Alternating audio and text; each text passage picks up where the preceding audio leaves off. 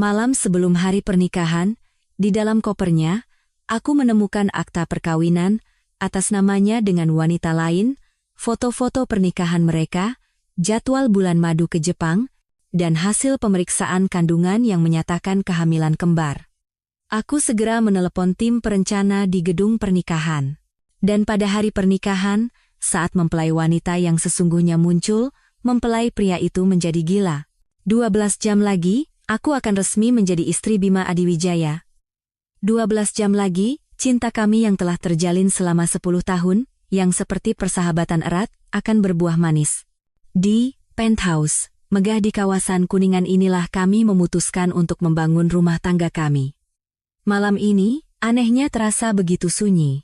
Di seberang balkon, gemerlap lampu Jakarta berkelip seperti galaksi buatan, namun di dalam hatiku, perasaan cemas yang tak terlukiskan, mulai bergejolak. Aku mencoba menenangkan diri, berpikir ini hanyalah sindrom pranikah yang dialami semua calon pengantin. Terdengar suara air yang teratur dari kamar mandi. Mas Bima ada di dalam. Sambil tersenyum, aku memutuskan untuk memeriksa koper perjalanan kami sekali lagi. Koper yang ia bilang telah ia siapkan untuk bulan madu kami di Bali.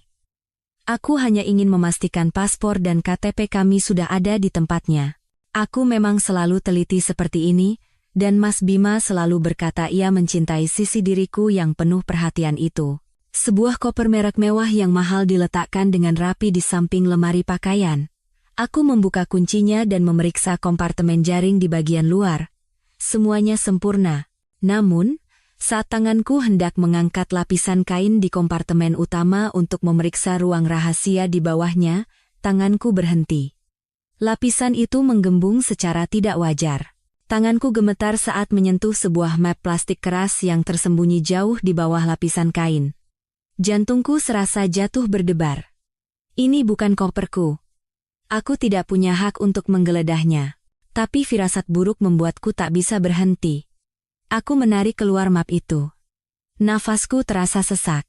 Dokumen pertama adalah salinan akta perkawinan. Suami. Bima Adiwijaya. Aku menahan napas. Istri. Sari Pertiwi. Nama itu terasa sangat familiar. Aku mencoba mengingat, tapi kepalaku mendadak kosong. Dan tanggal pencatatan pernikahan, 15 Maret, 3 bulan yang lalu. 3 bulan yang lalu, aku sedang sibuk memilih gaun pengantin bersamanya. Tenggorokanku terasa kering. Di bawah akta perkawinan, ada sebuah flash disk hitam. Aku mencolokkannya ke laptop yang menyala di atas meja rias. Ratusan foto muncul. Bukan, ini bukan sekadar foto kenang-kenangan. Ini adalah album pernikahan lengkap yang diambil secara profesional di Bali. Bima masih dengan senyumnya yang cemerlang, tatapan matanya yang hangat, tapi lengannya merangkul wanita lain. Dan Sari. Ia mengenakan gaun pengantin putih bersih, bersandar malu-malu di bahu Bima. Senyum mereka begitu bahagia, menilaukan. Mereka tampak sangat serasi. Mereka saling menatap dengan tatapan yang kupercaya hanya ada untukku. Seseorang serasa meremas jantungku. Aku buru-buru menggulir foto-foto itu, berharap ini hanyalah lelucon mengerikan atau sebuah kesalahpahaman. Tapi tidak. Dokumen ketiga adalah jadwal bulan madu yang sudah dipesan. Tujuannya bukan Bali. Tujuannya adalah Tokyo, Jepang. Tiket pesawat, tiket Shinkansen, reservasi penginapan onsen, semuanya atas nama dia dan wanita itu. Dan akhirnya, dokumen terakhir terjatuh. Bagaikan belati yang memutus sisa kewarasanku. Hasil pemeriksaan kandungan rutin dari sebuah rumah sakit internasional ternama, nama pasien, Sari Pertiwi. Tanggal pemeriksaan terakhir, 2 hari yang lalu. Hasil. Kehamilan kembar 12 minggu, kedua janin berkembang normal. Itu berarti, anak itu ada tepat saat ia menikahinya. Aku terduduk lemas di lantai yang dingin. Map itu berserakan di kakiku. Telingaku berdengung. Kebisingan kota, kerlip lampu, semua tak lagi terlihat. Yang kulihat hanyalah senyum bahagia Bima dan Sari, serta 2 nyawa kecil yang tumbuh di dalam perutnya, 10 tahun. Cinta 10 tahunku ternyata hanyalah sebuah sandiwara besar di mana hanya aku yang tidak tahu naskahnya. Suara air di kamar mandi tiba-tiba berhenti, diikuti suara gagang pintu yang berbunyi, dia akan segera keluar. Aku buru-buru mengumpulkan dokumen-dokumen itu, memasukkannya kembali ke ruang rahasia koper, dan menutup resletingnya. Tepat 1 detik sebelum pintu kamar mandi terbuka, Bima berjalan keluar dengan rambut basah, hanya mengenakan handuk di pinggangnya. Ia tampak sangat santai dan bahagia. Ia tertawa melihatku terduduk di lantai samping koper. "Citra, kenapa duduk di situ? Kamu tegang lagi ya? Khawatir soal besok?" Ia mendekat dan membungkuk untuk memelukku. Aku sedikit menghindar sambil memaksakan senyum. "Ah, bukan. Cuma ngecek paspor lagi, takut kelupaan." "Ngapain sampai segitunya? Kan aku udah urus semua." Bima mengelus kepalaku, masih dengan senyumnya yang cemerlang. "Sudah, ayo tidur. Besok kamu harus jadi pengantin tercantikku." "Pengantin tercantik?" Kata-kata itu kini terdengar seperti penghinaan. Aku mengangguk, pura-pura lelah, lalu naik ke tempat tidur dan menarik selimut hingga menutupi kepala. Bima tidak menyadari gelagat anehku. Atau mungkin ia tidak peduli. Ia mematikan lampu, dan tak lama kemudian, napasnya yang teratur terdengar di sampingku. Tapi aku tak bisa tidur. Di dalam kegelapan, air mata mengalir tanpa henti, tak bisa kuhentikan. Sari Pertiwi. Nama itu terus berputar di kepalaku. Dan akhirnya, aku teringat. Sari adalah adik angkat yang telah disponsori keluarga Bima selama bertahun-tahun. Sari adalah putri dari rekan bisnis ayah Bima yang bangkrut. Setelah keluarganya jatuh miskin dan ayahnya mengambil jalan pintas, meninggalkan istri dan putrinya yang masih kecil, Ibu Ratih, ibunda Bima, merasa iba dan membawa Sari ke rumah mereka, membesarkannya seperti anak sendiri. Dulu, aku menganggap Ibu Ratih adalah wanita yang baik hati dan murah hati. Sari beberapa tahun lebih muda dari kami, selalu bersikap rapuh dan lemah, selalu menunduk seolah ketakutan, memanggil Bima Mas Bima, dan aku Mbak Citra. Aku bersimpati pada nasibnya. Saat Bima bersikap dingin, bahkan ketus padanya, aku justru memarahinya. "Mas, jangan terlalu keras sama dia. Dia kan sudah banyak terluka." Saat itu, Bima hanya mengerutkan kening dan menatapku dengan aneh. "Kamu nggak tahu. Dia nggak sesederhana yang kamu pikir. Jaga jarak saja lebih baik." Aku pikir dia terlalu curiga. Aku pikir dia adalah pria baik yang tahu batas. Aku benar-benar mempercayainya. Ternyata, sikap dinginnya bukanlah penolakan. Itu adalah sandiwara yang dirancang dengan cermat untuk menutupi mataku. Ia bukan melindungiku dari Sari, tapi melindungi Sari dari perhatianku. Semua kepingan puzzle mulai tersusun dengan sangat jelas dan menakutkan. 3 bulan lalu, Bima bilang harus pergi dinas ke Singapura untuk sebuah kontrak penting. Kontrak yang menentukan masa depan perusahaan. Ia pergi hampir seminggu. Ternyata, saat itu ia pergi menggandeng tangan Sari untuk mendaftarkan pernikahan mereka. Sebulan lalu, ia bilang harus pergi ke Bali untuk meninjau lokasi proyek resor baru. Ia bahkan mengirimiku foto-foto denah desain yang membosankan, mengeluh betapa stresnya pekerjaan. Ternyata, saat itu ia sedang sibuk berfoto pernikahan romantis di sisi istri sahnya. Untuk bulan madu, ia membicarakan lautan biru dan pasir putih Bali kepadaku, tapi di belakangku, ia diam-diam memesan tiket ke Tokyo bersama Sari, rencana yang sempurna. Penipuan yang diperhitungkan setiap detailnya. Pria yang kucintai selama 10 tahun, pria yang kupercaya lebih dari diriku sendiri, ternyata adalah seorang sutradara yang begitu ulung. Ia merencanakan pernikahan megah kami, sambil pada saat yang sama membangun keluarga kecilnya dengan wanita lain. Rasa sakit pertama berubah menjadi rasa dingin yang menusuk tulang punggung. Aku sadar, aku bukan hanya dikhianati, tapi juga diperlakukan sebagai bidak bodoh dalam rencananya. Tapi kenapa? Jika ia sudah memiliki Sari dan anak-anaknya, kenapa ia harus tetap menggelar pernikahan ini denganku? Napas Bima yang teratur di sampingku kini terdengar menjijikkan. Suara itu tidak lagi memberiku ketenangan seperti selama 10 tahun terakhir. Itu seperti suara gerigi mesin waktu yang menggerus hatiku. Aku berbaring tanpa bergerak sepanjang malam, menatap langit-langit, mencari jawaban atas satu pertanyaan, kenapa? Jika ia mencintai Sari, memiliki anak, dan bahkan telah menikah secara diam-diam, Kenapa ia harus mempertahankanku? Kenapa harus menggelar pernikahan semegah dan semewah ini? Bagaimana ia berencana menempatkan aku dan Sari, satu di dalam terang, yang lain di dalam gelap? Atau apakah ia pikir aku sebodoh itu hingga tidak akan pernah tahu? Saat semua hipotesis terasa tidak logis, sebuah ingatan lama melintas di benakku. Mendiang ayahku adalah pengacara penasihat yang sangat dipercaya oleh kakek Bima, Tuan Besar Adiwijaya. Kakeknya adalah konglomerat generasi pertama, seekor rubah tua yang membangun grup raksasa dari nol. Ayah dan Tuan Besar Adiwijaya berbagi persahabatan yang mendalam, lebih dari sekadar hubungan kerja. Aku ingat suatu saat, ayahku yang sedikit mabuk memegang tanganku dan berpesan, "Citra, ayah tahu kamu sayang sama Bima. Tapi keluarga itu rumit, terutama soal surat wasiat kakeknya. Orang tua itu bilang, dia hanya percaya padamu." Waktu itu aku tertawa, menganggap ayah terlalu khawatir. Tapi sekarang, setiap kata ayah terngiang jelas di telingaku. Ayah berkata Tuan Besar Adiwijaya tidak mempercayai siapapun, termasuk anak-anaknya sendiri. Ia takut kerajaan yang dibangunnya seumur hidup akan hancur oleh pewaris yang tidak kompeten atau pernikahan yang salah. Jadi, ia memasukkan klausul khusus dalam surat wasiatnya. Cucu laki-laki pertamanya, Bima Adiwijaya, harus menikah secara sah dengan Citra Wulandari sebelum ulang tahunnya yang ke-30 untuk bisa mewarisi 100% saham grup perusahaan secara utuh. Dan besok, hari pernikahan kami, adalah ulang tahun Bima yang ke-30. Sekarang aku mengerti. Semuanya. Ini bukan karena cinta. Ini karena uang triliunan rupiah. Ketulusan 10 tahunku hanyalah salah satu syarat yang dibutuhkan dalam kontrak warisannya. Jika ia tidak menikahiku, ia akan kehilangan segalanya.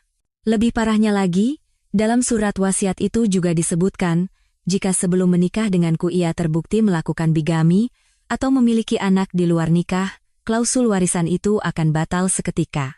Tulang punggungku terasa dingin. Aku tidak hanya berhadapan dengan seorang pengkhianat, tapi seorang penipu yang terorganisir. Ia sudah melakukan tindak pidana bigami. Ia membutuhkan pernikahan ini denganku untuk melegalkan hak warisnya, menipu para pemegang saham dan tetua keluarga. Dan sekarang aku tahu, kenapa map itu ada di dalam koper. Itu bukan kesalahan. Itu adalah jebakan yang direncanakan. Sari, adik angkat yang tampak lemah itu, sengaja membuatnya agar aku melihatnya. Apa yang ia inginkan dariku? Ia pasti berharap aku marah, buta karena cemburu, dan membatalkan pernikahan ini di saat-saat terakhir. Jika aku membatalkan pernikahan, Bima tidak akan memenuhi syarat wasiat dan kehilangan semua hartanya. Tapi pada saat yang sama, ia akan terbebas dariku, dan Sari, sebagai satu-satunya istri sah, akan dengan bangga mendampinginya. Sekali mendayung, 2-3 pulau terlampaui. Ia ingin menghancurkan aku dan Bima sekaligus. Mereka meremehkanku. Mereka pasti mengira aku akan menangis, memohon, dan menginterogasinya dalam keputusasaan, seperti yang biasa kulakukan saat kami bertengkar kecil di masa kuliah. Tapi mereka tidak tahu, pengkhianatan ekstrem ini tidak menghancurkanku. Justru, ini membuatku menjadi dingin yang menakutkan. Dengan sangat hati-hati, aku bangkit dari tempat tidur. Menginjak lantai kayu yang dingin dengan kaki telanjang, aku berjalan ke ruang tengah. Lampu kota masih gemerlap, tapi di mataku, itu hanyalah titik-titik cahaya tanpa jiwa. Aku mengambil ponselku, layarnya menyala. Pukul 2 dini hari, aku menelepon Ibu Rina, kepala tim dari Wedding Organizer, yang telah bekerja denganku selama 6 bulan. Dering kedua, suara serak terdengar. "Halo, Mbak Citra, ada apa? Apa ada yang darurat?" Aku menarik napas dalam-dalam, berusaha menjaga suaraku tetap normal, bahkan sedikit bersemangat. "Bu Rina, maaf mengganggu jam segini. Saya terlalu gugup sampai tidak bisa tidur. Tapi tiba-tiba saya dapat ide bagus. Saya mau kasih kejutan besar buat Mas Bima." "Kejutan apa jam segini, Mbak?" Suara Bu Rina menjadi lebih jelas. "Pernikahan besok tetap berjalan sesuai rencana. Semua prosesinya sama. Tapi, video kenangan sebelum acara itu, saya mau ganti. Saya baru saja menyelesaikan video yang jauh lebih menyentuh dan bermakna. Saya kirim filenya sekarang, tolong diganti dengan ini ya. Dan tolong, rahasiakan ini dari Mas Bima, bisa kan? Setelah selesai menelepon Bu Rina, aku duduk terdiam dalam kegelapan ruang tengah, penthouse. Bernilai puluhan miliar ini adalah simbol kesuksesan Bima dan masa depan kami. Kini, bagiku ini hanyalah sangkar berlapis emas. Betapa bahagianya aku saat ia melamarku di sini, menjanjikan rumah yang penuh tawa anak-anak. Semuanya adalah sandiwara yang diinvestasikan dengan cermat. Sari ingin aku membatalkan pernikahan, tapi aku tidak akan melakukannya. Aku akan memberinya hadiah. Hadiah yang akan membuatnya yakin bahwa ia telah menang. Aku menatap ke arah meja rias. Sebuah kotak cincin kawin beludru biru tua tergeletak di sana. Cincin pasangan berlian yang Bima banggakan, dipesan khusus dari pengrajin ternama di Belgia, yang desainnya saja memakan waktu setengah tahun. Ia bilang itu melambangkan cinta kami yang unik. Betapa manis kebohongan itu. Aku mengambil kotak beludru itu. Rasa dingin dari logam dan permata terasa di telapak tanganku. Aku membuka aplikasi kurir premium di ponselku, layanan yang memungkinkan pengiriman dengan waktu yang bisa ditentukan hingga ke menitnya. Alamat penerima. Aku memasukkan alamat apartemen mewah tempat Sari tinggal. Alamat yang kutahu karena Bima pernah menjatuhkan tagihan iurannya. Saat kutanya, ia berkilah itu adalah guest house, perusahaan untuk menjamu mitra yang butuh privasi. Satu lagi kebohongan. Waktu pengiriman. Besok, pukul 09.00 pagi. Saat para pengantin wanita baru mulai dirias. Catatan pengirim, aku kosongkan. Tapi aku membuka aplikasi pesan anonim dan mengirim pesan ke nomor Sari. Nomor itu juga sudah kufoto sebelumnya dari kontak Bima, tersimpan dengan nama adik angkat. Isi pesannya hanya satu baris, harusnya dipakai oleh orang yang berhak. Aku ingin Sari menerima cincin ini. Aku ingin ia percaya bahwa aku sudah tahu segalanya, dan karena begitu sakit hati, aku memutuskan untuk menyerah. Aku ingin ia percaya aku mengakui kekalahan dan mengembalikan cincin pertunangan kami. Apa yang akan dipikirkan seorang wanita jika ia menerima cincin kawin saingannya tepat sebelum pernikahan? Ia akan berpikir dirinya menang. Ia akan dengan percaya diri mengenakan gaun pengantinnya, memakai cincin itu, dan datang ke gedung pernikahan untuk merebut kembali prianya, dan aku berharap ia melakukan persis seperti itu. Setelah menyelesaikan semua itu, aku kembali ke kamar tidur. Malam masih panjang, tapi aku tidak bisa lagi membuang waktu dengan menangis. Aku membuka laptop dan memasukkan flash disk berisi kejahatan Bima. Ratusan foto pernikahan, akta perkawinan, jadwal penerbangan, dan hasil diagnosis kehamilan kembar. Aku tidak hanya menyalinnya. Aku menyusunnya kembali dengan cermat menjadi satu file video. Musik latarnya, aku memilih lagu merdu yang Bima pilih untuk diputar di pernikahan kami. Video itu dimulai dengan kenangan 10 tahun kami, foto-foto masa polos kami. Lalu tiba-tiba, aku menyisipkan foto akta perkawinan dia dan Sari. Selanjutnya, aku mengedit silang antara foto pernikahan mereka yang bahagia dengan pesan-pesan cinta yang ia kirimkan padaku di waktu yang sama. Aku bekerja seperti mesin, tanpa emosi, tanpa ragu. Setiap kali foto Sari ditambahkan, hatiku sedikit demi sedikit membeku. Dan saat aku memasukkan foto USG si kembar sebagai adegan terakhir, aku tahu hadiah kejutan yang kusiapkan untuk Bima telah selesai. Aku mengunggah seluruh file video itu ke server cloud yang aman dan mengirimkan tautannya ke Bu Rina. Ingat ya Bu, rahasia. Ini video ketulusan hati saya. Fajar mulai menyingsing. Aku tidak tidur semalaman, tapi anehnya pikiranku sangat jernih.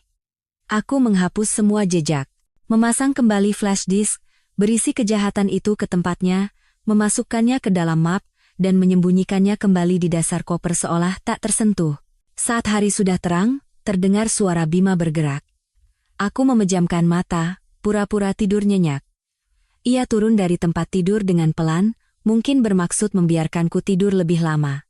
Terdengar suara kecil dari dapur, sepertinya ia sedang menyiapkan sarapan. Pria ini, sambil menipuku dengan kejam, masih bisa memainkan peran sebagai calon suami yang sempurna. Tak lama, Ia masuk ke kamar membawa nampan kecil dan membangunkanku. Sayang, bangun, sarapan dulu. Hari ini kan harimu, harus makan yang banyak biar jadi pengantin paling cantik di dunia. Aku mengucek mata dan tersenyum, senyum yang telah kulatih semalaman. Senyum wanita paling bahagia di dunia. Di atas nampan, ada telur mata sapi berbentuk hati kesukaanku dan jus jeruk segar. Makasih ya mas. Ucapku dengan suara manis. Bima duduk di tepi tempat tidur, memperhatikan aku makan. Ia berkata dengan suara yang sangat lembut. Makan yang banyak, ya. Maaf belakangan ini aku sibuk banget, banyak dinas, jadi kurang perhatiin kamu. Nanti setelah nikah, pas bulan madu, aku tebus semuanya. Tebus? Kata itu dari mulutnya membuatku mual. Sibuk? Tentu saja. Ia sangat sibuk. Sibuk mendaftarkan pernikahan dengan wanita lain, sibuk berfoto pernikahan dengan istri barunya, sibuk merawat istrinya yang hamil kembar. Rasa mual bergejolak di dalam perutku, tapi aku memaksakan diri menelan telur berbentuk hati yang munafik itu. Aku mengangkat kepala dan menatapnya lekat-lekat, pria yang telah kucintai selama 10 tahun. Masih wajah yang sama, masih tatapan mata yang sama. Bagaimana bisa seseorang menyembunyikan rahasia mengerikan seperti itu dan tetap bersikap biasa saja? Apakah ia tidak merasa bersalah atau menyesal sedikit pun? Mas, kataku, berusaha terlihat seperti biasa. Aku agak cemas. Cemas kenapa? Ia tertawa sambil mengelus rambutku. Aku takut. Aku bukan pengantin yang paling cantik. Pernikahannya terlalu besar, banyak tamu penting, aku takut salah. Bima tertawa penuh percaya diri. Khawatir yang gak perlu, kamu kan pengantinku, tentu kamu yang paling cantik. Semuanya biar aku yang urus, kamu cukup jadi cantik dan bahagia saja. Aku menyandarkan kepalaku di bahunya. Bahagia. Sejak semalam, dua kata itu telah menjadi lelucon paling kejam. Aku menghabiskan sarapan palsu itu. Aku harus memainkan peranku dengan sempurna hingga saat terakhir. Aku menatap pria di hadapanku, yang pernah kuanggap sebagai seluruh duniaku, tempat perlindungan seumur hidupku. Kini ia hanyalah orang asing, aktor hebat dalam sandiwara yang disutradarainya sendiri. Dan aku, yang tadinya adalah pemeran utama wanita dalam drama romantis ini, kini akan menjadi sutradara yang menentukan akhir dari sandiwara ini. Aku makan hingga suapan terakhir, memuji perhatiannya, seperti yang selalu kulakukan selama 10 tahun terakhir. Pura-pura masih percaya dan mencintainya, tapi ini adalah yang terakhir. Aku tidak tahu apakah ia menyadari perbedaan tipis dalam senyumku, mungkin tidak. Di matanya saat ini, mungkin yang terlihat hanyalah harta melimpah yang akan ia dapatkan setelah pernikahan ini selesai. Aku bangkit dan meregangkan tubuh. Aku mandi dulu, ya. Sebentar lagi tim perias datang. Iya sayang. Ia tersenyum. Aku masuk ke kamar mandi dan mengunci pintu. Aku menyalakan shower dengan kencang. Suara air yang deras menelan jeritan hatiku. Aku menatap bayanganku di cermin. Mata yang bengkak karena tidak tidur semalaman. Tapi sorot mata itu begitu dingin dan tegas. Pukul 8 pagi, bel berbunyi sesuai jadwal, tim perias dan penata rambut tiba. Bima keluar dan menyambut mereka dengan ceria. Aku keluar dari kamar mandi, mengenakan jubah mandi, dan tersenyum pada semua orang. Mbak Citra, cantik sekali, puji seorang asisten perias. Aku tersenyum tipis. Aku tahu aku harus segera pergi dari sini. Aku tidak tahan duduk diam selama berjam-jam membiarkan orang lain memoles wajahku. Berpura-pura bahagia di depan Bima. Aku tidak bisa lagi berada di ruang yang sama dengannya barang sedetik pun. Aku butuh tempat yang aman di mana aku bisa bernapas dan mempersiapkan tahap terakhir. Aku menoleh ke Bima dan berkata dengan suara manja calon pengantin. Mas Bima. Iya, kenapa? Ia menoleh dengan senyum cerianya yang masih terpasang. Aku gugup banget, kataku sambil meremas jubah mandiku. Di sini terlalu ramai, aku nggak bisa konsentrasi. Aku siap-siap di hotel saja, boleh? Bima sedikit mengerutkan kening. Di hotel? Kenapa? Bukannya lebih nyaman di rumah? Aku menggeleng. Aku mau kasih kejutan buat Mas. Aku mau penampilan pengantinku jadi rahasia sampai detik terakhir. Aku mau Mas jadi orang yang paling kaget pas aku masuk ke altar. Kaget sampai membeku. Aku menekankan kata kejutan dan membeku.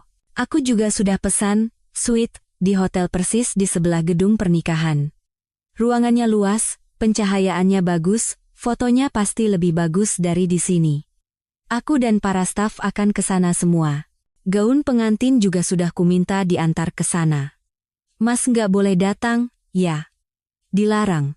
Kalau datang, aku marah beneran.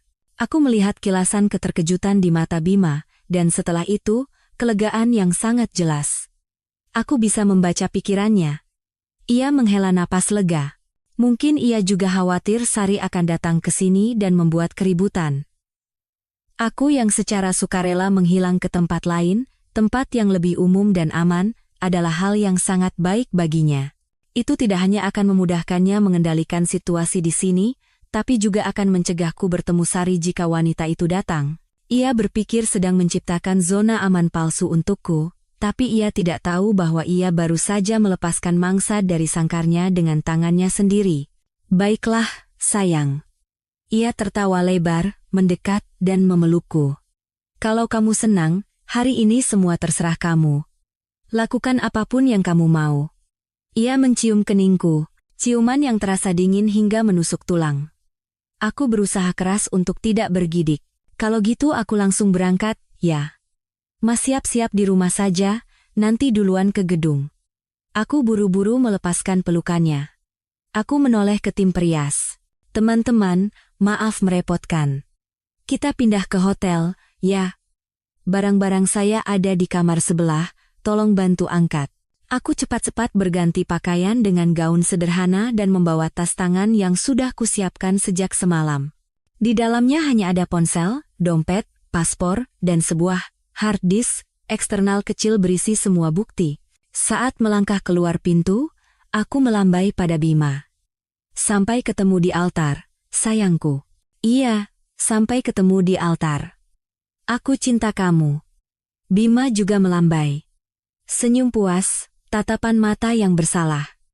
Pintu lift perlahan tertutup, menutupi senyum munafiknya.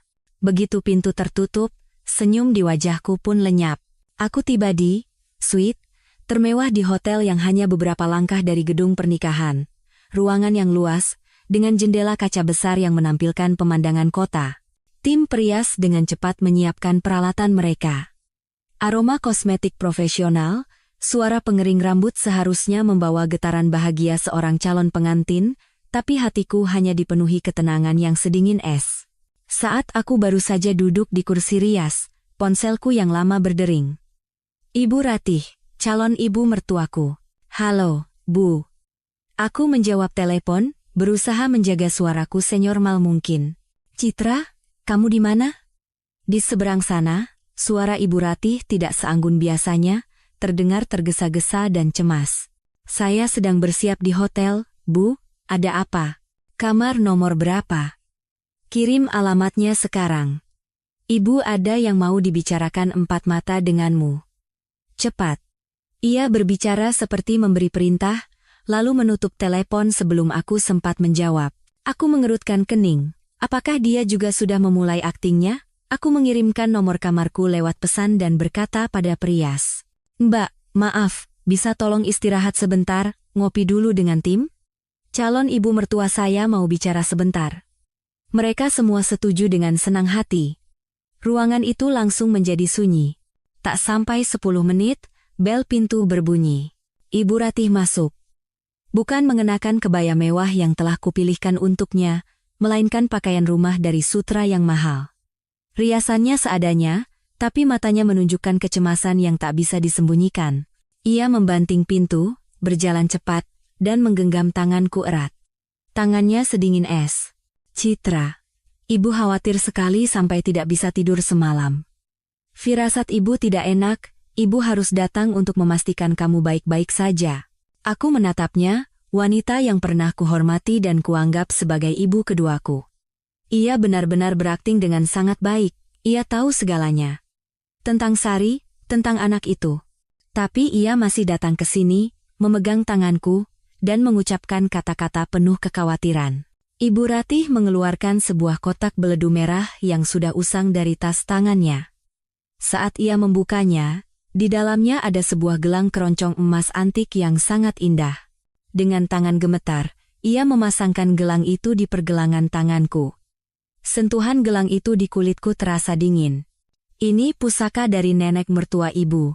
Ibu Ratih terisak. Sudah puluhan tahun ibu simpan, menunggu hari ini untuk diberikan pada menantu pertama kami.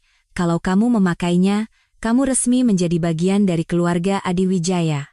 Aku menatap gelang emas itu. Indah, tapi terasa berat seperti borgol. Aku diam, menunggu apa yang akan ia katakan selanjutnya. Ibu Ratih menggenggam kedua tanganku, merendahkan suaranya, dan berkata dengan nada serius dan rahasia. Citra, ibu tahu kamu anak yang bijaksana. Kamu dan Bima saling mencintai sejak kecil. Perasaan kalian sangat dalam. Tapi, namanya juga laki-laki. Apalagi menjelang hari besar seperti ini, banyak stres, banyak hubungan yang rumit.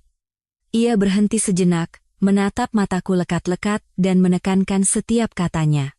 Nanti di acara, apapun yang terjadi, siapapun yang bicara apapun, siapapun yang berbuat aneh, kamu harus percaya pada Bima, mengerti? Semua yang dia lakukan itu demi keluarga ini. Ia meremas tanganku.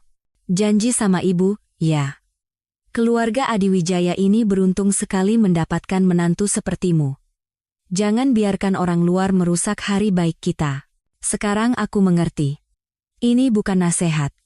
Ini adalah peringatan dan persiapan. Ia takut Sari akan datang dan membuat keributan. Jadi ia datang untuk memberiku penenang terlebih dahulu. Maksudnya adalah, apapun yang kulihat nanti, aku harus menahannya sampai pernikahan ini selesai, agar putranya bisa mendapatkan warisannya. Perlahan aku menarik tanganku dari genggamannya. Aku mengangkat kepala dan tersenyum lebar. Senyum seorang menantu yang berbakti. Baik, Bu. Jangan khawatir. Saya tidak akan mengecewakan ibu. Apapun yang terjadi, hari baik ini akan berjalan dengan sempurna.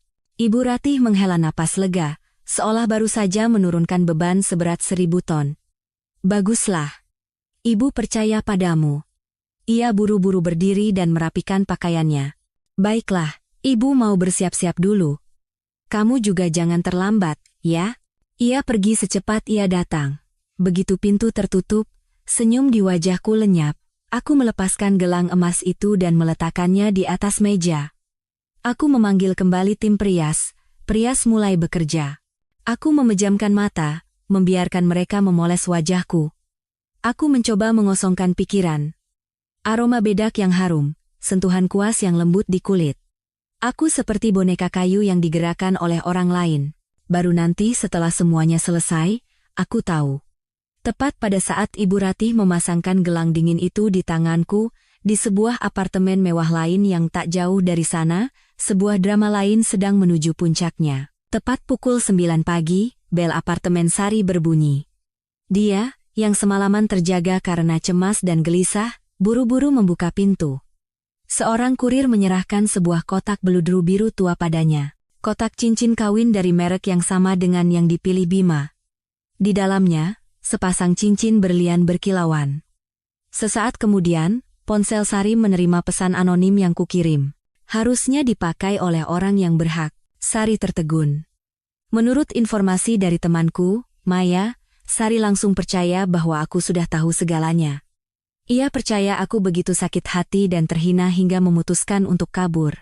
Hadiah ini adalah pernyataan menyerahku, pengembalian cincin pertunangan kami. Kemenangan sudah di depan mata. Hal pertama yang Sari lakukan adalah menelepon Bima. Ia ingin mengonfirmasi kemenangannya, tapi saat itu Bima sedang sibuk menyambut tamu-tamu penting di lobi. Ia tidak bisa mengangkat telepon. Panggilan tak terjawab. Bagi Sari, itu adalah sinyal konfirmasi yang paling pasti. Bima pasti sedang panik karena pengantinnya kabur. Inilah kesempatannya. Maya berkata, Sari tidak membuang waktu sedetik pun. Ia langsung menelepon Bu Rina, kepala tim, wedding organizer. Suara Sari penuh dengan kepanikan dan simpati. Bu Rina, saya Sari. Gawat, Bu. Mbak Citra sudah tahu hubungan saya dan Mas Bima. Mbak Citra kabur. Pernikahan ini tidak boleh batal, kan? Tamu-tamunya orang penting semua, belum lagi masalah surat wasiat kakek. Kalau Mas Bima kehilangan warisannya, dia bisa membunuh saya. Sari terisak di telepon. Akting korban yang sempurna. Dan Bu Rina, yang sudah mendapat pengarahan dariku semalam, juga memainkan perannya dengan sempurna. Bu Rina berteriak di telepon, membuat Sari benar-benar percaya. Ya Tuhan, benarkah? Gawat sekali. Lalu bagaimana ini? Tamu-tamu sudah datang semua. Bu Rina, kata Sari dengan mendesak. Saya yang akan jadi pengantin penggantinya. Mas Bima tidak boleh kehilangan segalanya. Saya sedang dalam perjalanan. Saya juga punya gaun pengantin. Tolong bantu saya bersiap, ya. Anggap saja kali ini saya yang menyelamatkan Mas Bima.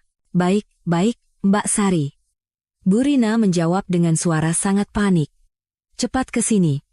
Saya siapkan semuanya. Panggilan berakhir. Sari menghela napas lega. Tujuannya tercapai. Menurut Maya, Sari membuka lemari pakaiannya. Di sana, tergantung gaun pengantin mewah yang sudah lama ia pesan secara diam-diam. Untuk hari ini, ia mengenakan gaun itu, merias wajahnya dengan tebal. Dan terakhir, ia mengenakan cincin berlian yang kukirim, cincin pengantin sejati, di jari manisnya.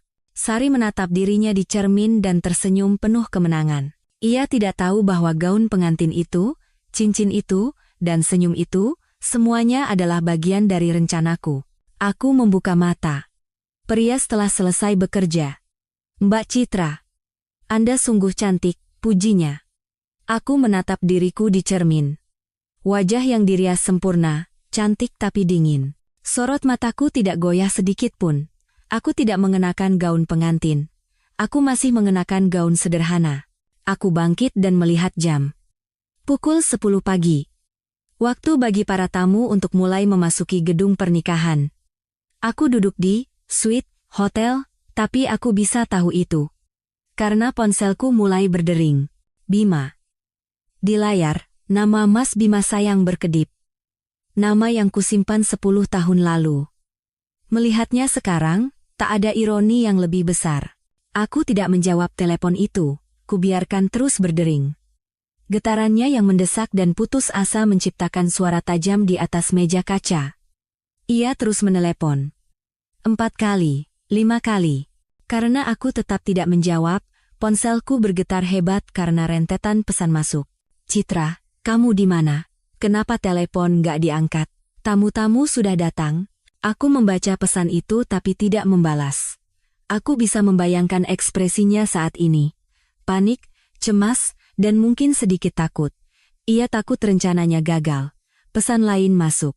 Kamu marah sama aku? Angkat teleponnya dong. Jangan bercanda. Hari ini kan hari bahagia kita, hari bahagia kita. Perutku terasa mual. Aku mengambil ponsel dan jariku melayang di atas keypad. Setelah 10 tahun berpacaran, aku sangat mengenalnya. Ia adalah orang yang sombong.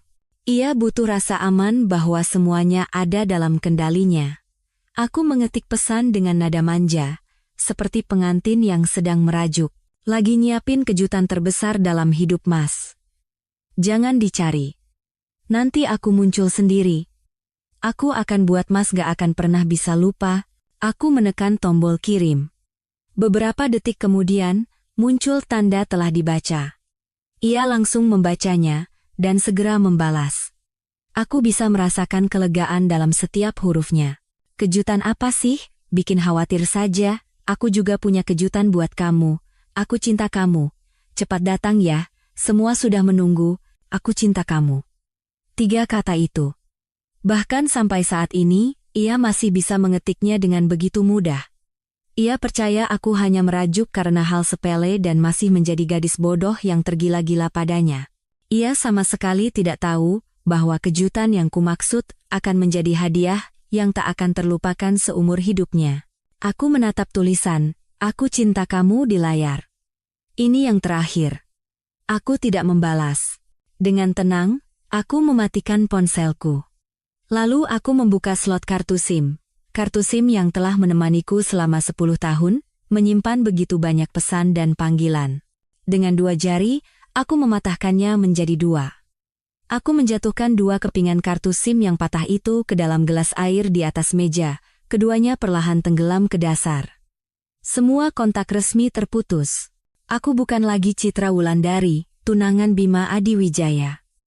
Aku adalah Citra Wulandari, manusia yang bebas. Aku mengambil ponsel keduaku yang sudah kusiapkan. Ponsel yang benar-benar baru, kartu SIM yang baru. Hanya nomor temanku, Maya, dan Burina yang tersimpan di dalamnya. Pukul 11. Aku tidak ada di gedung pernikahan. Aku duduk di Cafe Sky Lounge, di lantai teratas hotel, tepat di seberang gedung pernikahan. Dari sudut ini, aku bisa melihat lobi yang megah di bawah, para tamu yang berdatangan. Tapi aku tidak perlu melihatnya dengan mata kepalaku sendiri. Aku membuka tautan, live streaming, rahasia di ponsel keduaku. Layar menyala, menampilkan sudut pandang kamera dari sahabatku, Maya.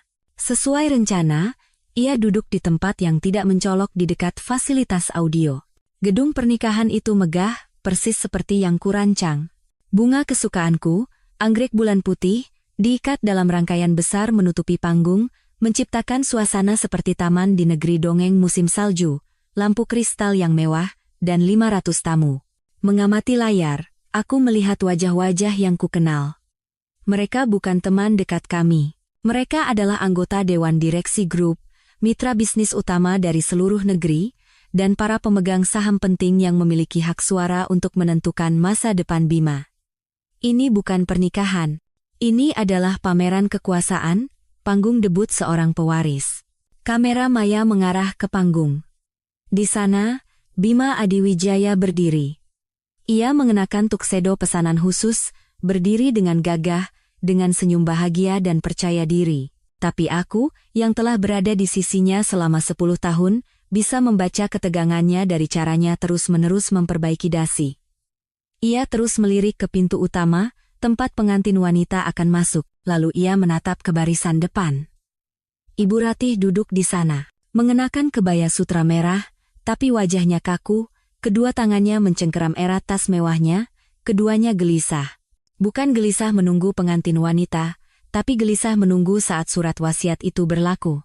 Seorang pembawa acara terkenal naik ke panggung dan berkata dengan suara menggelegar.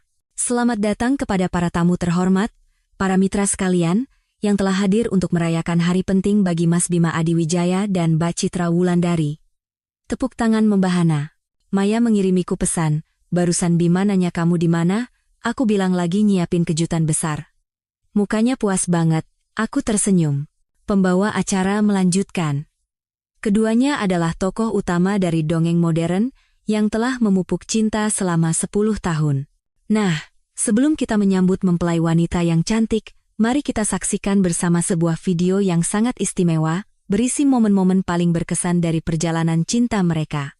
Mohon perhatiannya ke layar LED raksasa di belakang. Kamera Maya melakukan close-up pada wajah Bima. Ia menarik napas dalam-dalam dan membusungkan dada. Tersenyum paling cerah. Senyum yang pernah membuatku terpesona. Bersiap menerima restu dan pujian dari 500 tamu. Ia menatap layar LED seluas 100 meter persegi di belakangnya, menunggu. Lampu di seluruh ruangan padam, hanya menyisakan sorotan ke layar. Musik merdu mengalun. Musik yang sama persis dengan yang kupilih. Aku mengangkat cangkir tehku dan menarik napas dalam-dalam. Aku mengirim pesan ke Burina. Mulai, Bu. Aku menyeruput teh melati. Rasa pahitnya terasa di ujung lidah, tapi itu membuatku anehnya tetap tenang. Di layar ponsel, kamera Maya terus mengirimkan gambar yang jernih. Lampu gedung pernikahan padam, musik merdu mengalun. Benar. Musik yang kupilih. Layar LED raksasa seluas 100 meter persegi di belakang Bima menyala terang. Yang pertama muncul adalah foto kami saat berusia 7 tahun, diambil bersama. 2 anak dekil di depan gerbang SD. Kemudian, kenangan 10 tahun kami mengalir. Dari masa SMA dengan seragam putih abu-abu, masa kuliah yang lugu, hingga perjalanan pertama kami saat baru mulai bekerja. Di seberang layar, aku melihat senyum Bima.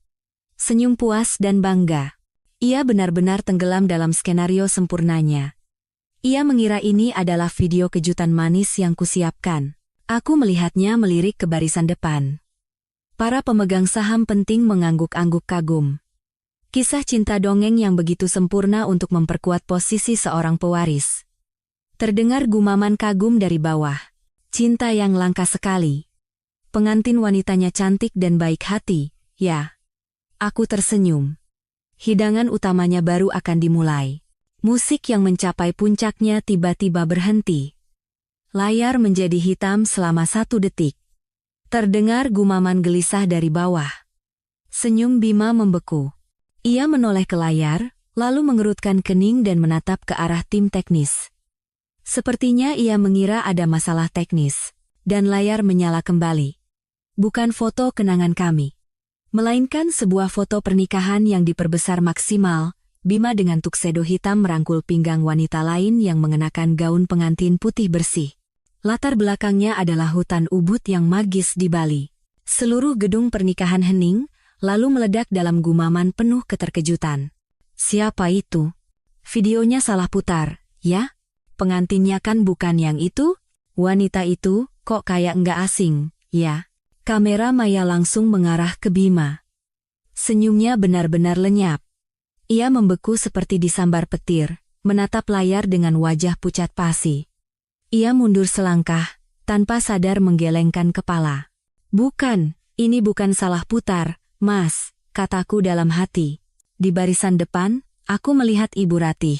Ia membungkuk ke depan, mencengkeram erat sandaran kursi di depannya. Wajahnya berubah pucat. Video tidak berhenti, terus berlanjut. Foto-foto pernikahan lain muncul berturut-turut. Bima dan Sari berciuman mesra di tepi danau. Bima menggendong Sari dan berlari di padang ilalang. Ratusan foto merekam momen bahagia mereka. Kebahagiaan yang dibangun di atas penipuanku. Ya Tuhan, itu kan Sari, anak asuh keluarga Adiwijaya, bukan? Suara seseorang terdengar cukup keras hingga tertangkap kamera maya. Bima mulai panik. Ia mengangkat tangan ke arah tim teknis dan berteriak. Hentikan. Matikan sekarang juga. Tapi suaranya tenggelam oleh suara musik. Musik baru. Musik yang sedih dan pilu, seperti lagu pengantar tidur untuk cinta 10 tahunku. Teriakan Bima sia-sia. Atas instruksiku, Bu Rina telah mengunci pintu ruang kontrol audio dan lampu dari dalam. Meskipun Bima menggedor pintu, tidak ada yang bisa mengintervensi. Layar LED raksasa itu dengan kejam melanjutkan tugasnya untuk mengungkap kebenaran. Setelah seri foto pernikahan romantis selesai, layar berubah menjadi latar belakang putih sederhana, dan sebuah akta perkawinan yang dipindai dengan jelas muncul. Nama suami, Bima Adiwijaya. Nama istri, Sari Pertiwi. Tanggal pencatatan, 3 bulan yang lalu. Cap merah dari kantor catatan sipil terpampang seperti noda darah di mata 500 tamu. Jika tadi hanya gumaman, sekarang gedung pernikahan itu benar-benar kacau. Ya Tuhan. Dia benar-benar menikah dengan wanita itu. Tidak bisa dipercaya. Lalu pernikahan hari ini apa? Bigami. Orang ini gila. Dia menganggap hukum dan kita semua remeh. Terdengar jelas suara salah satu pemegang saham senior yang biasa kupanggil Pak Bakri memukul meja dengan keras. Skandal. Ini skandal yang tidak bisa diterima. Begini cara keluarga Adiwijaya berbisnis? Kamera maya kembali menyorot Bima. Ia tidak lagi berteriak. Ia gemetar. Ia terhuyung mundur dan menabrak dekorasi anggrek bulan di belakangnya. Kuntum bunga yang rapuh itu berjatuhan di atas tuxedo mahalnya. Ia menatap ibunya. Ibu Ratih mencoba berdiri, tapi kakinya lemas dan ia terduduk kembali. Video belum selesai. Layar berikutnya. Jadwal bulan madu ke Jepang. Tiket pesawat pulang pergi kelas bisnis atas nama Bima Adiwijaya dan Sari Pertiwi, bukti reservasi penginapan mewah di Hakone, tiket Shinkansen. Semuanya adalah bukti dari perjalanan dinas ke Singapura yang ia ceritakan padaku. Aku teringat malam-malam itu. Sendirian di rumah, mengkhawatirkannya, mengirim pesan agar ia menjaga kesehatan di negeri orang. Sementara itu, ia sedang memeluk istri barunya, berendam di air panas, dan menikmati bunga sakura, rasa pahit naik hingga ke tenggorokan. Ternyata inilah kerja kerasnya. Inilah pengorbanannya untuk perusahaan. Dulu aku mengaguminya. Betapa beruntungnya aku mencintai pria yang berbakat, berinisiatif, dan tidak takut kesulitan. Ternyata, aku hanyalah orang bodoh yang menggambar tipe ideal yang sempurna dan tenggelam dalam fantasiku sendiri. Kini, rasa jijik di dalam diriku lebih besar dari rasa sakit. Aku jijik padanya, pada Ibu Ratih, dan pada Sari. Tapi lebih dari itu, aku jijik pada diriku sendiri selama 10 tahun terakhir. Para tamu dengan setelan mahal, para ibu sosialita dengan perhiasan mewah, kini tak lagi bisa menjaga martabat mereka. Mereka semua berdiri, banyak ponsel terangkat ke arah panggung, merekam pemandangan memalukan ini. Mereka adalah pemegang saham dan mitra. Mereka tidak hanya melihat skandal percintaan, tapi kejatuhan seorang pewaris. Mereka melihat penipuan dalam bisnis. Jika Bima bisa menipu tunangan yang telah bersamanya selama 10 tahun, ia juga bisa menipu mereka. Kepercayaan. Nilai paling berharga dalam bisnis, hancur berkeping-keping. Layar kembali menjadi hitam. Gumaman dan bisikan di dalam gedung pernikahan menjadi begitu keras hingga mengalahkan suara musik latar yang pilu. Orang-orang mungkin berpikir sandiwara telah berakhir, tapi tidak. Bagiku, masih ada hadiah terakhir. Setelah beberapa detik keheningan yang mencekam, layar kembali menyala. Kali ini, bukan foto pernikahan, bukan tiket pesawat. Melainkan selembar kertas A4 putih yang diperbesar maksimal. Hasil pemeriksaan kandungan rutin dari sebuah rumah sakit internasional. Nama pasien, Sari Pertiwi, dan satu baris kesimpulan akhir yang sengaja kutandai dengan lingkaran merah, hasil USG. Kehamilan kembar 12 minggu, perkembangan janin normal. Jika akta perkawinan adalah bom, maka diagnosis kehamilan kembar ini adalah ledakan nuklir. Seluruh 500 tamu di gedung pernikahan menahan napas secara bersamaan. Keheningan yang berat dan absolut, terasa bahkan dari seberang layar, live streaming, kembar. Bukan hanya punya anak, tapi kembar. Ia, sebelum pernikahannya denganku, sudah memiliki pewaris dengan wanita lain, bahkan 2 sekaligus. Melalui kamera maya, aku melihat Bima. Ia tidak lagi gemetar, ia hanya berdiri tanpa bergerak. Ia menatap tulisan kembar di layar, wajahnya tidak berdarah sama sekali. Aku melihat Ibu Ratih, ia benar-benar pingsan. Orang-orang di sekitarnya mencoba menyadarkannya. Dan sesuai skenario, musik berhenti total. Dalam keheningan yang mematikan itu, suaraku, melalui sistem pengeras suara mahal di gedung pernikahan, terdengar jelas, tenang, dan menggelegar. Selamat, Mas Bima. Suaraku yang telah ia dengar selama 10 tahun. Kini, suaraku sedingin pisau. Hadiah ini, aku berhenti sejenak. Semoga kamu suka. Begitu suaraku selesai, layar LED raksasa itu padam. Seketika, gedung pernikahan menjadi lautan kekacauan.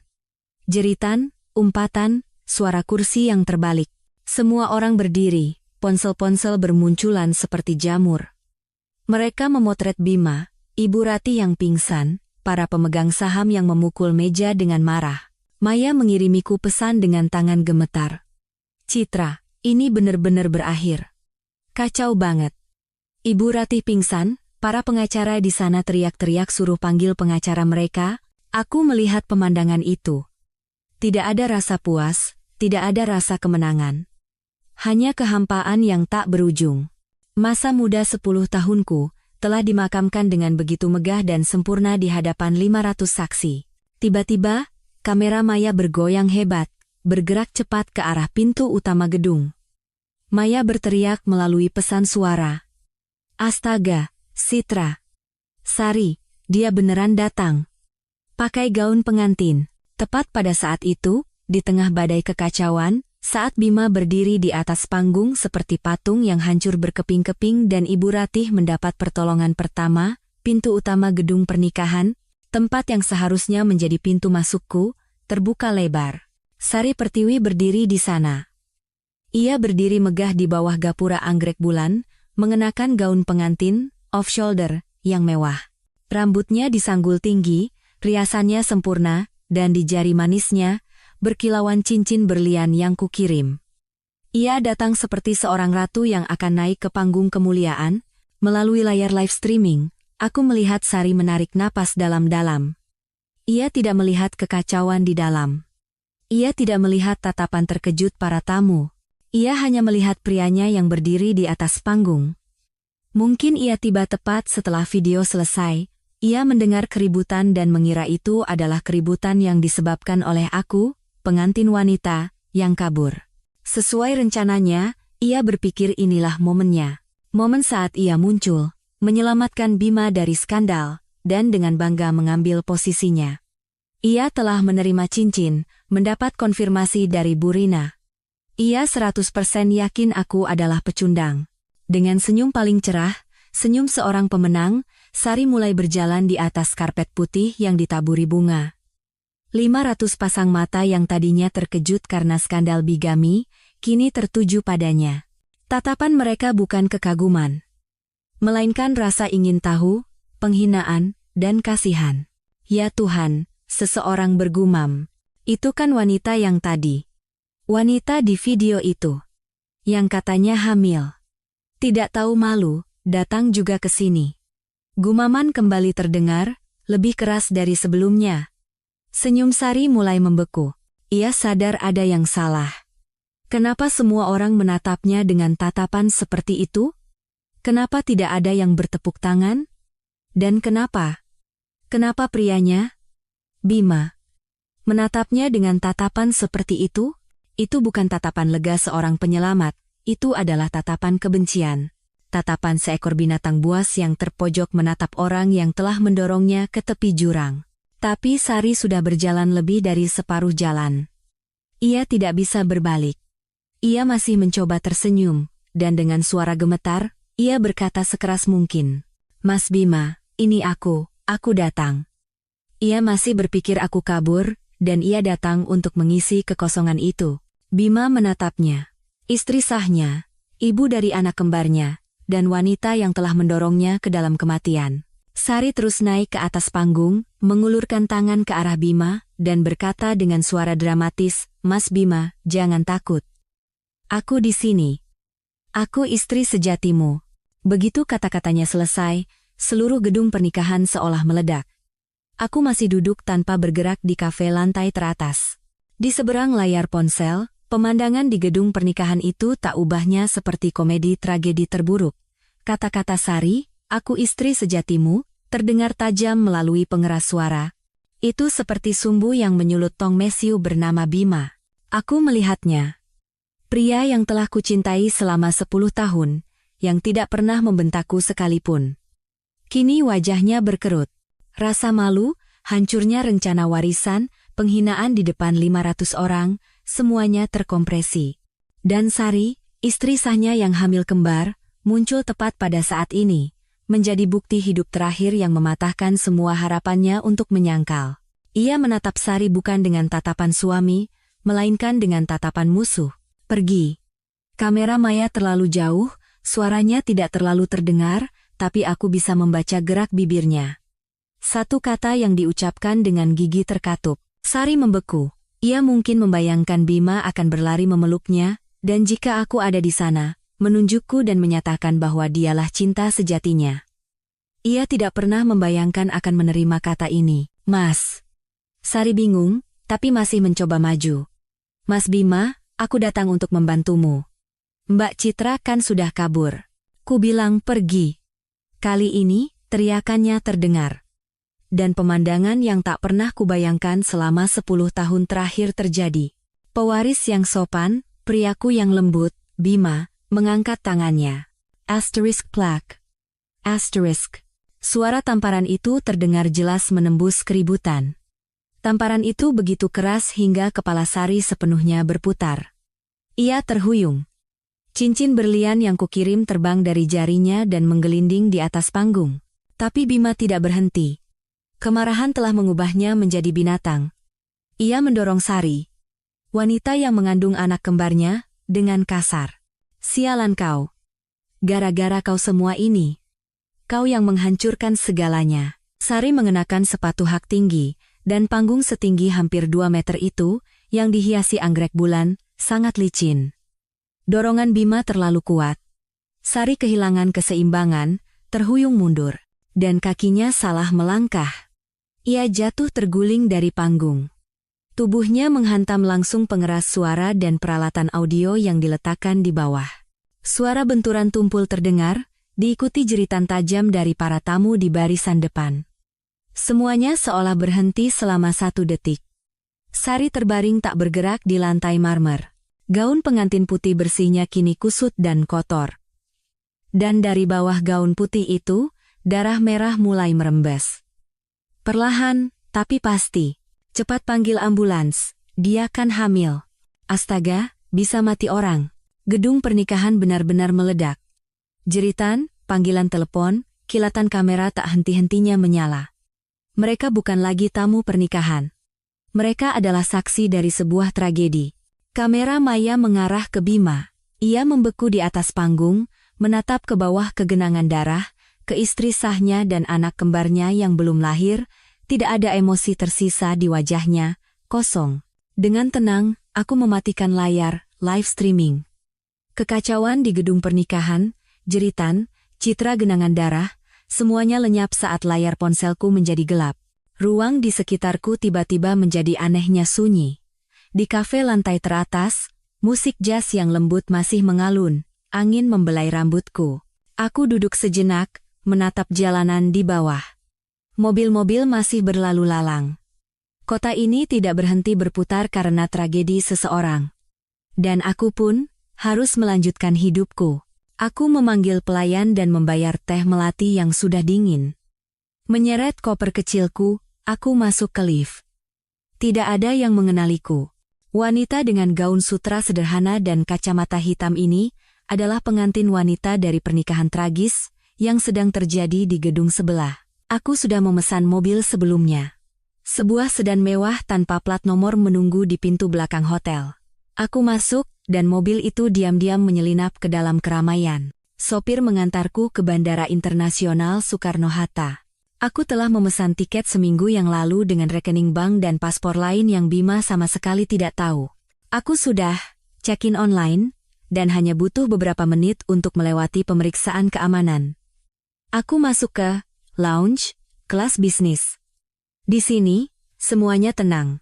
Suara percakapan berbisik, suara halaman majalah di balik, suara cangkir teh beradu, jauh berbeda dengan pemandangan yang baru saja kusaksikan. Kontras yang kejam antara neraka dan ketenangan. Aku duduk di sudut. Ponsel keduaku berdering. Pesan dari Maya. Citra, kamu sudah berangkat? Ambulans sudah bawa Sari. Kondisinya kelihatannya parah. Bima tiba-tiba kabur. Nggak ikut ambulans, nggak peduliin ibunya yang pingsan. Dia lari ke parkiran, nyetir kayak orang gila. Hati-hati. Aku takut dia mencarimu. Aku membaca pesan itu tanpa gejolak emosi. Mencariku? Untuk apa? Untuk menyalahkanku atas apa yang telah ia perbuat? Aku menarik napas dalam-dalam. Selama 10 tahun terakhir, aku hidup seperti lebah pekerja yang rajin demi sebuah rumah tangga. Aku menolak tawaran promosi yang lebih baik karena Bima tidak ingin aku lelah. Aku mengubur mimpi untuk sekolah di luar negeri karena Bima tidak suka hubungan jarak jauh. Aku berkorban, bersabar, dan percaya secara buta. Aku pikir cinta dari persahabatan adalah perasaan yang paling kokoh. Ternyata, itu adalah perasaan paling rapuh yang dibangun di atas kebiasaan, bukan rasa hormat. Di layar besar, lounge, muncul pengumuman bahwa penerbangan ke Paris akan segera berangkat. Penerbangan pukul 12.30. Aku bangkit dan menyeret koperku, aku tidak menoleh ke belakang. Aku berjalan menuju gerbang keberangkatan, di mana kehidupan baru menantiku, 10 tahun masa muda, 10 tahun cinta dan kebohongan. Semua ini kutinggalkan di kota ini, aku tidak ada di sana. Aku tidak menyaksikan pemandangan setelahnya yang terjadi di penthouse. Aku berada di atas awan, menembus langit menuju belahan bumi lain. Semua itu adalah cerita yang kemudian diceritakan Maya kepadaku. Maya bilang, Bima menyetir seperti orang gila. Ia meninggalkan Sari yang mendapat pertolongan darurat di rumah sakit, meninggalkan Ibu Ratih yang pingsan di gedung pernikahan, meninggalkan kekacauan memalukan dari 500 tamu dan keluarganya. Di kepalanya, hanya ada satu pikiran, menemukan aku. Mungkin ia berpikir aku ada di rumah, menangis sambil mengemasi barang, menunggunya kembali untuk marah dan berteriak. Ia masih berpikir aku adalah gadis bodoh yang rapuh 10 tahun lalu.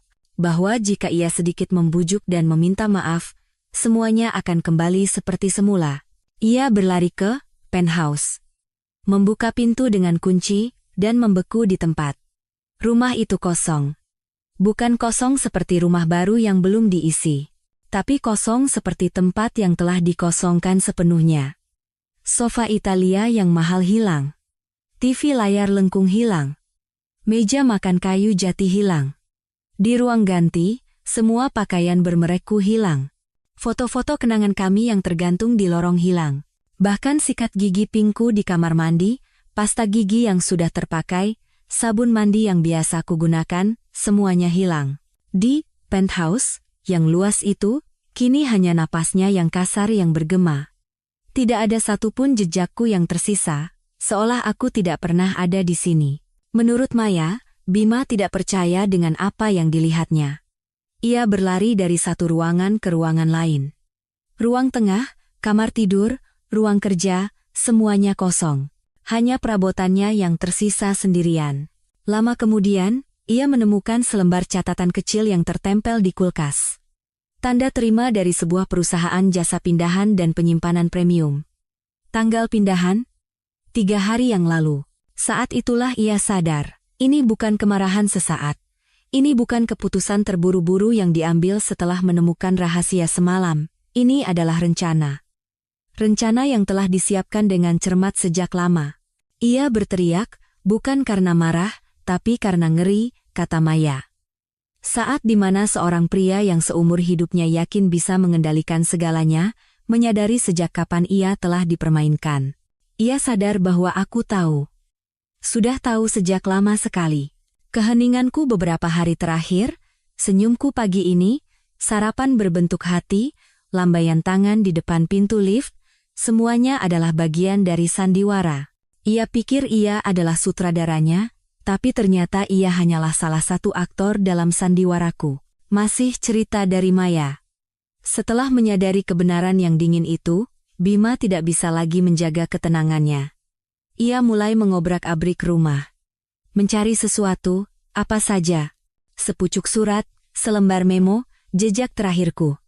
Ia membuka semua laci, membalik semua kasur, memeriksa setiap sudut, tapi tidak ada apa-apa. Aku membersihkannya dengan sangat rapi. Aku menyewa jasa pembersih profesional. Mereka membersihkan penthouse ini sampai aroma parfumku yang familiar pun tidak tersisa. Hanya tersisa bau deterjen yang dingin. Ia terduduk di tengah ruang tengah yang kosong, meneriakkan namaku dengan putus asa, dan ia melihatnya. Di atas meja makan kaca, tempat di mana beberapa jam yang lalu ia menatapku dengan lembut saat sarapan terakhir kami, satu-satunya benda yang tersisa. Itu adalah selembar foto. Bukan foto pernikahan yang megah, bukan foto liburan yang mewah. Itu adalah foto pertama kami.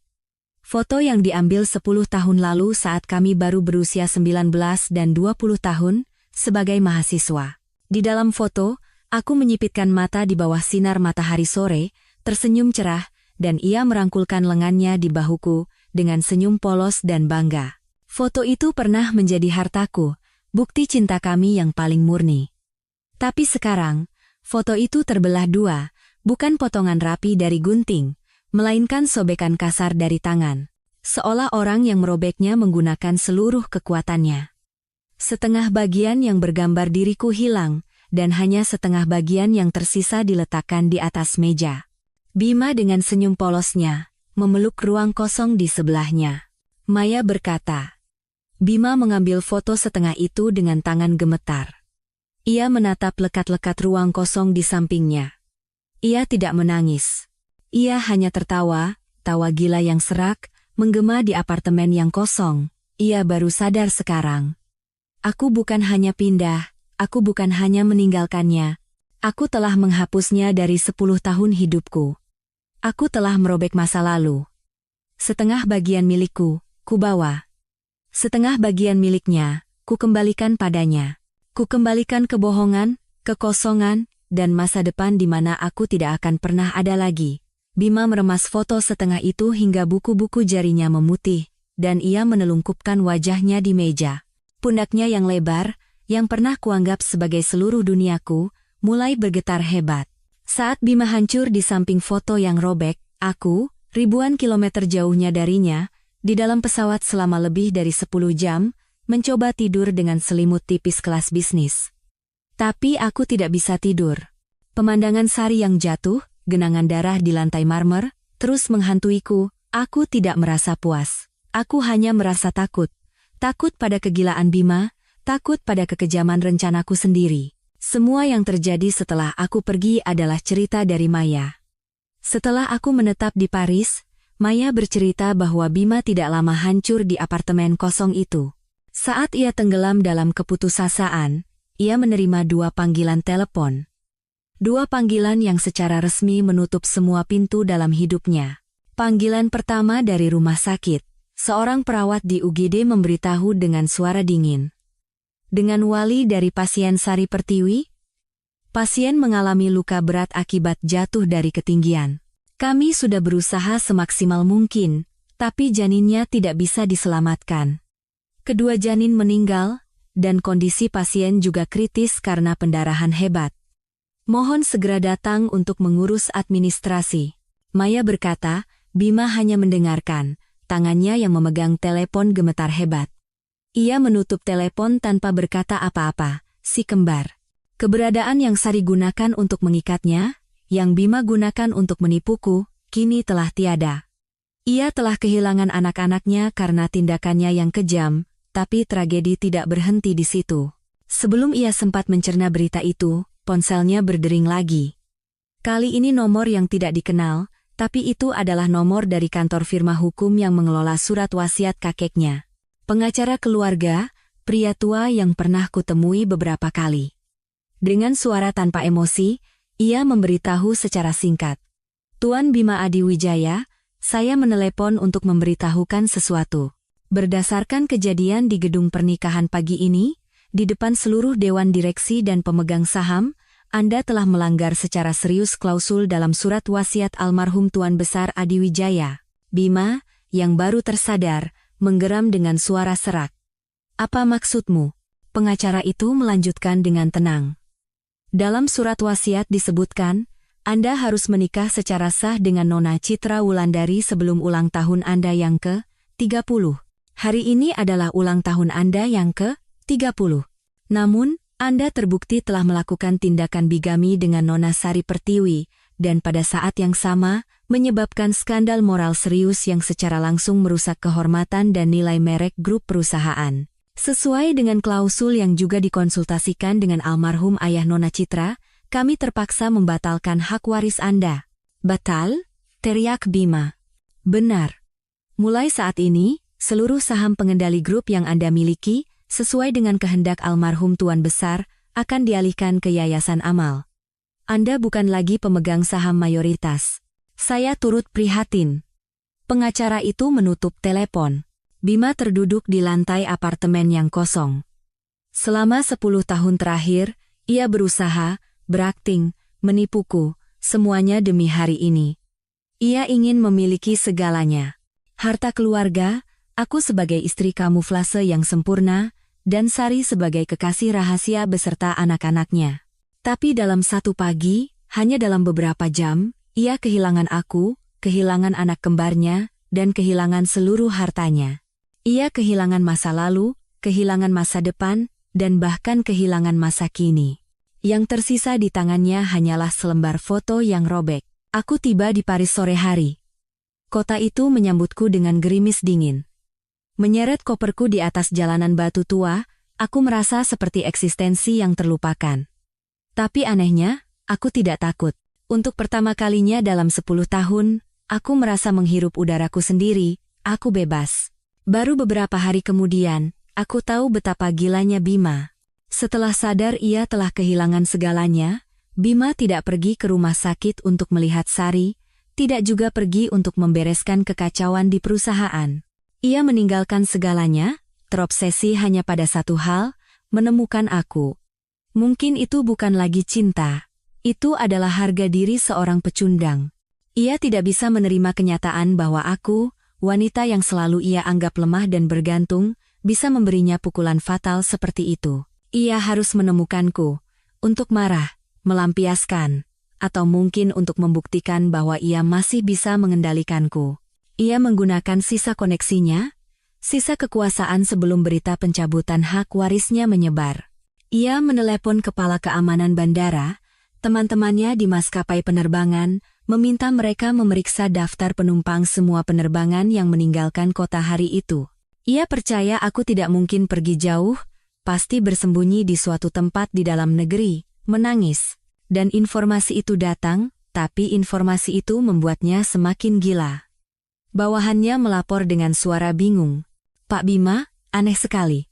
Menurut catatan sistem, ada 10 tiket penerbangan yang dipesan atas nama dan paspor Ibu Citra Wulandari.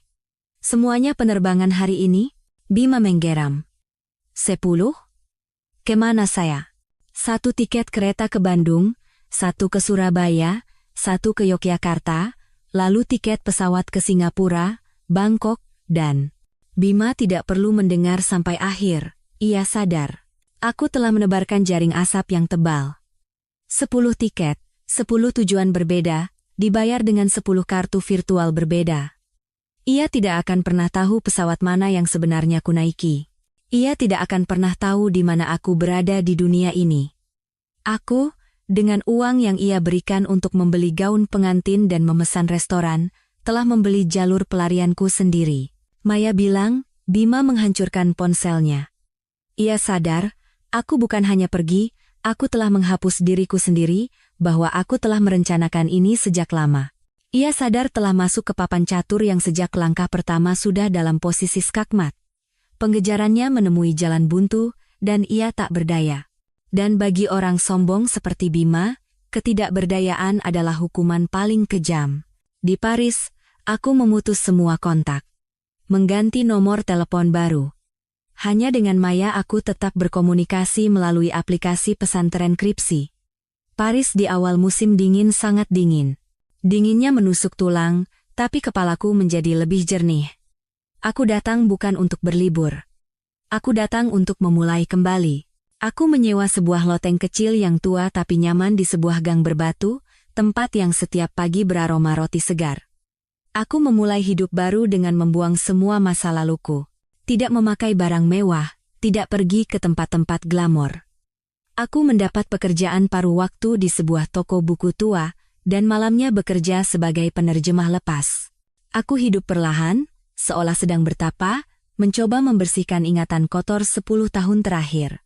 Hidup berjalan seperti itu, sampai suatu hari muncul masalah. Pemilik apartemenku, seorang Prancis yang tampak licik, tiba-tiba menaikkan uang sewa 2 kali lipat dan mengancam akan mengusirku jika tidak membayar. Alasannya, aku melanggar klausul konyol dalam kontrak sewa berbahasa Prancis yang tidak sepenuhnya kupahami.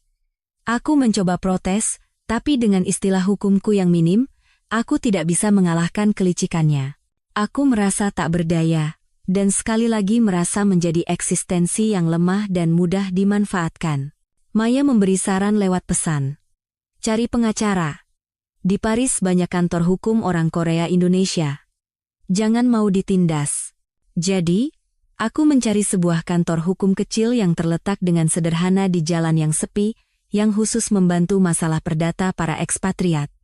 Aku masuk dengan perasaan cemas. Yang menyambutku bukan pengacara tua berpengalaman, melainkan seorang pria muda yang sepertinya beberapa tahun lebih tua dariku. Ia mengenakan kemeja putih sederhana dan kacamata berbingkai tipis, penampilannya seperti seorang akademisi, tapi sorot matanya sangat tajam. Ia tersenyum lembut padaku. Selamat siang. Saya Dion Suryo, silakan duduk. Ada yang bisa saya bantu? Suaranya tenang dan hangat, dengan bahasa Indonesia yang sangat fasih. Aku menjelaskan masalahku dan menyerahkan kontrak berbahasa Prancis yang rumit itu padanya. Ia membacanya dengan sangat cepat, lalu mengangkat kepala dan menatap mataku lekat-lekat. Orang ini menipu Anda, Mbak Citra. Saya tahu, aku tergagap. Tapi saya tidak tahu harus bagaimana. Dion tidak banyak bicara. Ia mengangkat gagang telepon dan langsung menelepon pemilik apartemenku. Aku tidak mengerti semua yang ia katakan dalam bahasa Prancis, tapi aku bisa mendengar ketegasannya, keputusannya, dan kutipan pasal-pasal hukum yang jelas. Suaranya tidak tinggi, tapi berwibawa. Panggilan itu hanya berlangsung 5 menit. Dion meletakkan gagang telepon, membetulkan kacamatanya, dan tersenyum padaku. Sudah beres. Tidak akan ada yang mengganggu Anda lagi. Katanya tadi hanya salah paham. Aku tertegun. Hanya dalam 5 menit? Berapa yang harus saya bayar? Dion menggeleng. Ini masalah kecil. Sesama orang Indonesia harus saling membantu. Tapi ia menatapku. Tatapannya menjadi lebih hangat. Lain kali, sebelum menandatangani apapun, bawa ke sini dan tunjukkan pada saya. Ya, supaya tidak rugi seperti ini. Ia memberiku kartu namanya. Aku menerimanya dengan rasa terima kasih yang mendalam. Sudah sangat lama aku tidak merasa dilindungi. Bukan perlindungan posesif seperti pemberian bima, tapi perlindungan yang didasari rasa hormat dan profesionalisme. Sejak saat itu, kami menjadi teman. Kadang-kadang ia minum kopi di toko buku tempatku bekerja. Kami bicara tentang buku, tentang Paris, tentang mimpi. Ia tidak pernah bertanya tentang masa laluku, tidak pernah penasaran kenapa aku kabur sendirian ke sini. Ia hanya mendengarkan, dan berada di dekatnya, jiwaku yang hancur berkeping-keping terasa perlahan sembuh. 3 bulan berlalu. Musim dingin di Paris sangat menusuk, tapi berkat pekerjaan dan waktu minum kopi yang hangat bersama Dion, hatiku berangsur-angsur menemukan ketenangan. Aku terbiasa dengan ritme hidup baru, dengan memutuskan segalanya sendiri. Masa lalu di Indonesia terasa seperti mimpi buruk, jauh dan samar. Aku mulai berpikir mungkin aku tidak akan pernah mendengar suara-suara itu lagi. Hingga suatu malam, saat aku pulang dari kerja dan sedang menyiapkan makan malam sederhana di lotengku. Ponsel keduaku, satu-satunya yang kugunakan untuk berkomunikasi, tiba-tiba berdering dengan nomor tak dikenal, kode area Indonesia. Jantungku serasa jatuh. Hanya Maya yang tahu nomor ini. Aku ragu, lalu menjawab panggilan itu. Halo? Di seberang sana, hening selama beberapa detik, hanya terdengar napas yang berat dan lelah, lalu sebuah suara terdengar. Suara yang pernah kupikir tak akan pernah bisa kulupakan, tapi kini, terdengar begitu asing, tua, dan hancur. Citra, ini ibu. Ibu. Ibu Ratih. Aku membeku. Tangan yang memegang ponsel menjadi dingin. Aku tidak berkata apa-apa. Semua emosi di dalam diriku membeku. Citra, jangan ditutup. Tolong. Ibu tahu kamu benci ibu, benci Bima. Tapi tolong, maafkan kami. Ia mulai menangis. Terdengar isakan pilu di seberang telepon. Aku menarik napas dalam-dalam, berusaha agar suaraku tidak bergetar. Aku bukan lagi wanita lemah yang dulu. Tante, ada perlu apa menelepon? Aku telah memanggilnya ibu selama 10 tahun. Tapi kini kata tante yang keluar dari mulutku terasa ringan seperti bulu, namun setajam pisau. Ibu Rati sepertinya terkejut dengan panggilan itu. Lalu ia berteriak, tangisnya semakin menjadi-jadi. Citra, pulanglah, nak, tolong, selamatkan Bima. Dia sepertinya akan mati. Aku mengerutkan kening. Akal-akalan apa lagi ini? Saya tidak mengerti maksud tante. Lalu Ibu Rati terisak. Sejak hari itu, dia kehilangan segalanya, tidak ada saham, tidak ada perusahaan, dia mengurung diri di kamar, tidak makan, tidak minum, hanya minum alkohol. Dia menyiksa dirinya sendiri. Dokter bilang dia depresi berat. Dan kemarin, ia menarik napas panjang, lalu berkata dengan terisak, kemarin di kamar mandi, dia melakukan hal nekat. Untung ketahuan, dilarikan ke UGD, tapi dokter bilang lambungnya pendarahan hebat, pankreatitis akut juga. Dia koma, mungkin tidak akan sadar lagi. Aku bersandar di dinding yang dingin, diam. Aku membayangkan pemandangan itu. Pria yang pernah sombong dan penuh percaya diri itu, kini terbaring di ranjang rumah sakit, terengah-engah. Citra, nak, Ibu Ratih memohon. Dia dalam keadaan koma pun hanya memanggil namamu, Citra, aku salah, hanya itu yang dia katakan. Dokter bilang, mungkin hanya kamu yang bisa menyelamatkannya. Dia sama sekali tidak punya keinginan untuk hidup. Tolong, ibu mohon padamu. Pulanglah, lihat wajahnya untuk terakhir kali. Bagaimanapun juga, ada kenangan 10 tahun, kan? Pulanglah sekali saja. Kalau dia kenapa-kenapa, ibu juga tidak bisa hidup. Permohonannya menggema di kamarku yang kecil. Angin musim dingin Paris menderu di luar jendela. 10 tahun. Masih beraninya dia menyebut 10 tahun itu? Aku menatap keluar jendela. Salju dingin mulai turun. Aku tidak merasakan simpati, tidak juga kasihan padanya. Ia sekarat bukan karena cinta. Ia sekarat karena egonya hancur, karena ia kehilangan segalanya. Dari seberang sana, masih terdengar ia meraung-raung. Aku tidak berkata apa-apa. Dengan tenang, aku mengangkat tangan dan menekan tombol putus panggilan. Telepon dari Ibu Ratih, raungan dan permohonannya, menghantuiku selama beberapa hari. Aku mencoba mengenyahkannya dari kepala, mengatakan pada diri sendiri bahwa itu bukan lagi urusanku. Aku telah memutus telepon dengan tegas, dan berharap itu adalah kali terakhir aku mendengar suara itu. Tapi aku tidak tahu bahwa keheningan dan penolakanku akan mendorongnya ke keputusan yang lebih gila dan menyimpang. Nanti, saat aku kembali ke Indonesia, Maya menceritakan keseluruhan komedi tragedi itu. Maya, sahabat terbaikku, tidak hanya menghiburku dari jauh. Ia, melalui kenalannya di rumah sakit, diam-diam memantau semua gerak-gerik keluarga Ibu Ratih. Ia takut mereka yang terpojok akan melakukan sesuatu yang merugikanku atau menggunakan media untuk sekali lagi memfitnahku, dan apa yang ia temukan benar-benar di luar imajinasi siapapun. Menurut Maya, setelah panggilanku diputus, Ibu Ratih benar-benar putus asa.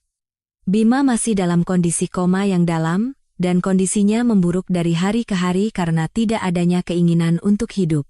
Terpojok, ia mengaduk-aduk album foto keluarga lama, dan tiba-tiba teringat sesuatu. Ia teringat kampung halamanku, dan segera mengemudikan mobilnya menuju kota kecilku yang berjarak ratusan kilometer dari Jakarta. Ia pergi bukan untuk meminta maaf pada orang tuaku, atau bahkan untuk menyalakan dupa untuk almarhum ayahku. Ia pergi untuk mencari sepupuku. Aku dan Mita tidak akrab karena keluarga paman hidup sederhana dan tertutup. Tapi yang terpenting adalah, wajah Mita 67 bagian mirip denganku, terutama bentuk matanya. Jika dirias dan di bawah pencahayaan redup, sekilas orang bisa salah mengira. Ibu Ratih menemukan rumah paman, sebuah rumah petak tua di dalam gang sempit. Ia datang dengan penampilan orang yang telah kehilangan segalanya, tapi masih tidak bisa menyembunyikan keanggunan orang yang pernah hidup kaya raya, dan langsung ke intinya. Ia tidak berbasa-basi, di atas meja kayu yang tua dan usang, ia meletakkan selembar cek. 50 juta rupiah. Maya bilang, itulah yang ia tawarkan. Mita, tolong bantu tante. Pura-pura jadi Citra, pergi ke rumah sakit, dan katakan beberapa kata penyemangat untuk Bima. Asal dia sadar dan mau hidup lagi, 50 juta ini jadi milikmu dan keluarga. Maya berkata, keluarga paman benar-benar miskin. Paman dan bibi seumur hidup hanya bekerja keras, dan Mita pun hanya lulus SMA dan membantu di rumah. Mereka belum pernah melihat uang sebanyak itu. 50 juta adalah jumlah yang tidak pernah mereka impikan seumur hidup. Mereka saling berpandangan. Di mata mereka, tercampur rasa takut dan godaan. Mereka samar-samar mendengar desas-desus bahwa aku mengkhianati Bima dan kabur di hari pernikahan. Mereka mungkin berpikir aku yang salah, dan ini adalah kesempatan untuk memperbaiki kesalahanku sekaligus membantu keluarga mereka. Mita sedikit ragu. Ia takut, tapi Ibu Ratih berlutut dan menangis memohon. Tante mohon padamu, selamatkan putra tante. Kalau dia meninggal, tante juga tidak punya arti hidup lagi. Cukup katakan, Mas, semangat ya, aku sudah kembali. Hanya itu saja sudah bisa menyelamatkan satu nyawa. Akhirnya, di hadapan uang yang begitu besar dan permohonan Ibu Ratih yang begitu pilu, Mita mengangguk. Ibu Ratih sangat gembira, dan segera memberi Mita sejumlah besar uang untuk membeli pakaian. Ia membawa Mita ke Jakarta, membawanya ke salon untuk menata rambutnya menjadi gaya bergelombang lembut yang sama sepertiku. Ia bahkan memanggil perias yang sama yang kupekerjakan untuk hari pernikahan, memintanya merias Mita semirip mungkin denganku. Saat mendengar cerita ini dari Maya, aku merinding. Ibu itu, karena obsesinya, bisa melakukan segala cara. Ia tidak peduli apakah itu benar atau salah, apakah itu menghina kepribadian Mita, atau menghina diriku. Ia hanya ingin putranya sadar. Ia telah mengubah penderitaan dan pengkhianatanku menjadi sebuah sandiwara, dan menyewa orang asing untuk menjadi pemeran pengganti. Sore itu, Mita dibawa ke rumah sakit. Ia mengenakan gaun rajut krem yang sering kupakai, membawa sekeranjang buah dengan tangan gemetar. Dengan cemas dan takut, ia masuk ke ruang VIP tempat Bima terbaring koma, dikelilingi berbagai macam mesin. Aku bertanya pada Maya, bagaimana perasaan Mita saat itu. Maya, mengutip perawat jaga hari itu yang berhasil ia dekati dengan sedikit uang, berkata Mita pucat pasi ketakutan. Ia adalah gadis desa yang lugu, dan ini adalah pemandangan pertama baginya. Mita masuk ke kamar dengan hati-hati. Bau desinfektan menusuk hidung, bercampur dengan bau alkohol yang samar, menciptakan suasana yang menyesakan. Di atas ranjang putih bersih, Bima kurus kering dan kuyu, wajahnya pucat, kedua matanya terpejam. Ia sama sekali berbeda dengan pria modis dan keren yang Mita lihat di foto-foto yang kuunggah. Ibu Ratih yang berdiri di samping, melihat Mita masuk, dengan cepat memberi isyarat dengan tatapan mendesak. Mita gemetar, berdiri di tepi ranjang, dan bersuara. Suaranya masih kental dengan logat daerah, sama sekali berbeda dengan intonasiku. Mamas Bima, ini aku, Citra. Suara yang pemalu dan takut, tapi Bima yang sedang koma sepertinya tidak menyadarinya. Ia sudah terlalu lama berada di ambang hidup dan mati. Ia hanya mendengar panggilan dan nama Citra. Perlahan, ia membuka matanya. Mata yang kabur dan tidak fokus, menatap Mita dengan kosong. Lalu seberkas cahaya samar melintas di matanya. Sosok Mita, yang memang memiliki kemiripan denganku, dalam kabut demam tinggi dan obat penenang, mungkin benar-benar terlihat seperti aku. Citra, ucapnya dengan suara serak dan susah payah. Kamu, benar-benar kembali. Ia berusaha mengulurkan lengannya yang kurus, yang terjerat selang infus, untuk memegang tangan Mita. Tangannya panas seperti api. Citra, aku salah. Jangan pergi lagi. Ibu Ratih melihat pemandangan itu, menyatukan kedua tangannya, dan menangis bahagia. Ia buru-buru menyuruh Mita duduk di kursi dan memberi isyarat untuk terus bicara. Terus. Mita, didesak oleh Ibu Ratih, kembali tergagap. Ia terlalu takut hingga lupa semua dialog yang disuruh Ibu Ratih. Ia hanya berkata secara naluriah, "Iya, aku nggak pergi." "Mas, semangat ya. Harus sehat lagi." Kalimat kedua itulah, suara yang gemetar dan asing itu, yang menarik Bima dari kabutnya.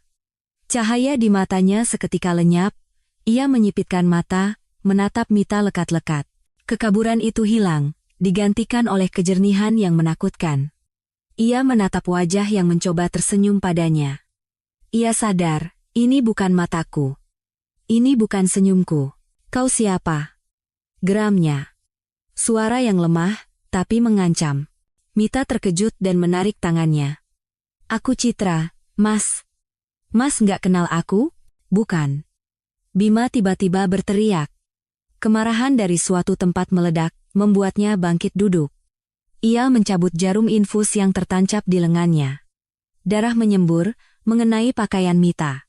Kau bukan dia, kau bukan Citra. Ia mengayunkan tangan dan menyapu nampan obat di meja samping. Logam berjatuhan ke lantai dengan suara keras. Pergi sekarang juga. Ia mengambil vas bunga di atas meja dan melemparkannya ke arah Mita. Dia menjerit dan berhasil menghindar. Vas itu hancur berkeping-keping. Ibu Ratih berlari dan memeluk putranya. Bima, kenapa kamu? Itu Citra, nak, dia benar-benar kembali. Ibu juga menipuku, Bima berbalik. Mata merahnya yang berurat menatap ibunya sendiri. Kalian semua menipuku, apa kalian pikir aku sebodoh itu? Pergi, semua pergi. Ia meraung seperti binatang yang terluka, menghancurkan semua yang bisa dijangkaunya. Luka di lengannya terbuka, darah menetes. Mendengar keributan, perawat dan dokter berlari masuk. 4 atau 5 pria berbadan tegap baru bisa menenangkannya dan menyuntikkan obat penenang dosis tinggi. Mita pingsan karena ketakutan dan dipapah keluar oleh perawat. Begitu sadar, ia menangis dan berkata ingin segera pulang. Ia tidak butuh lagi 50 juta itu.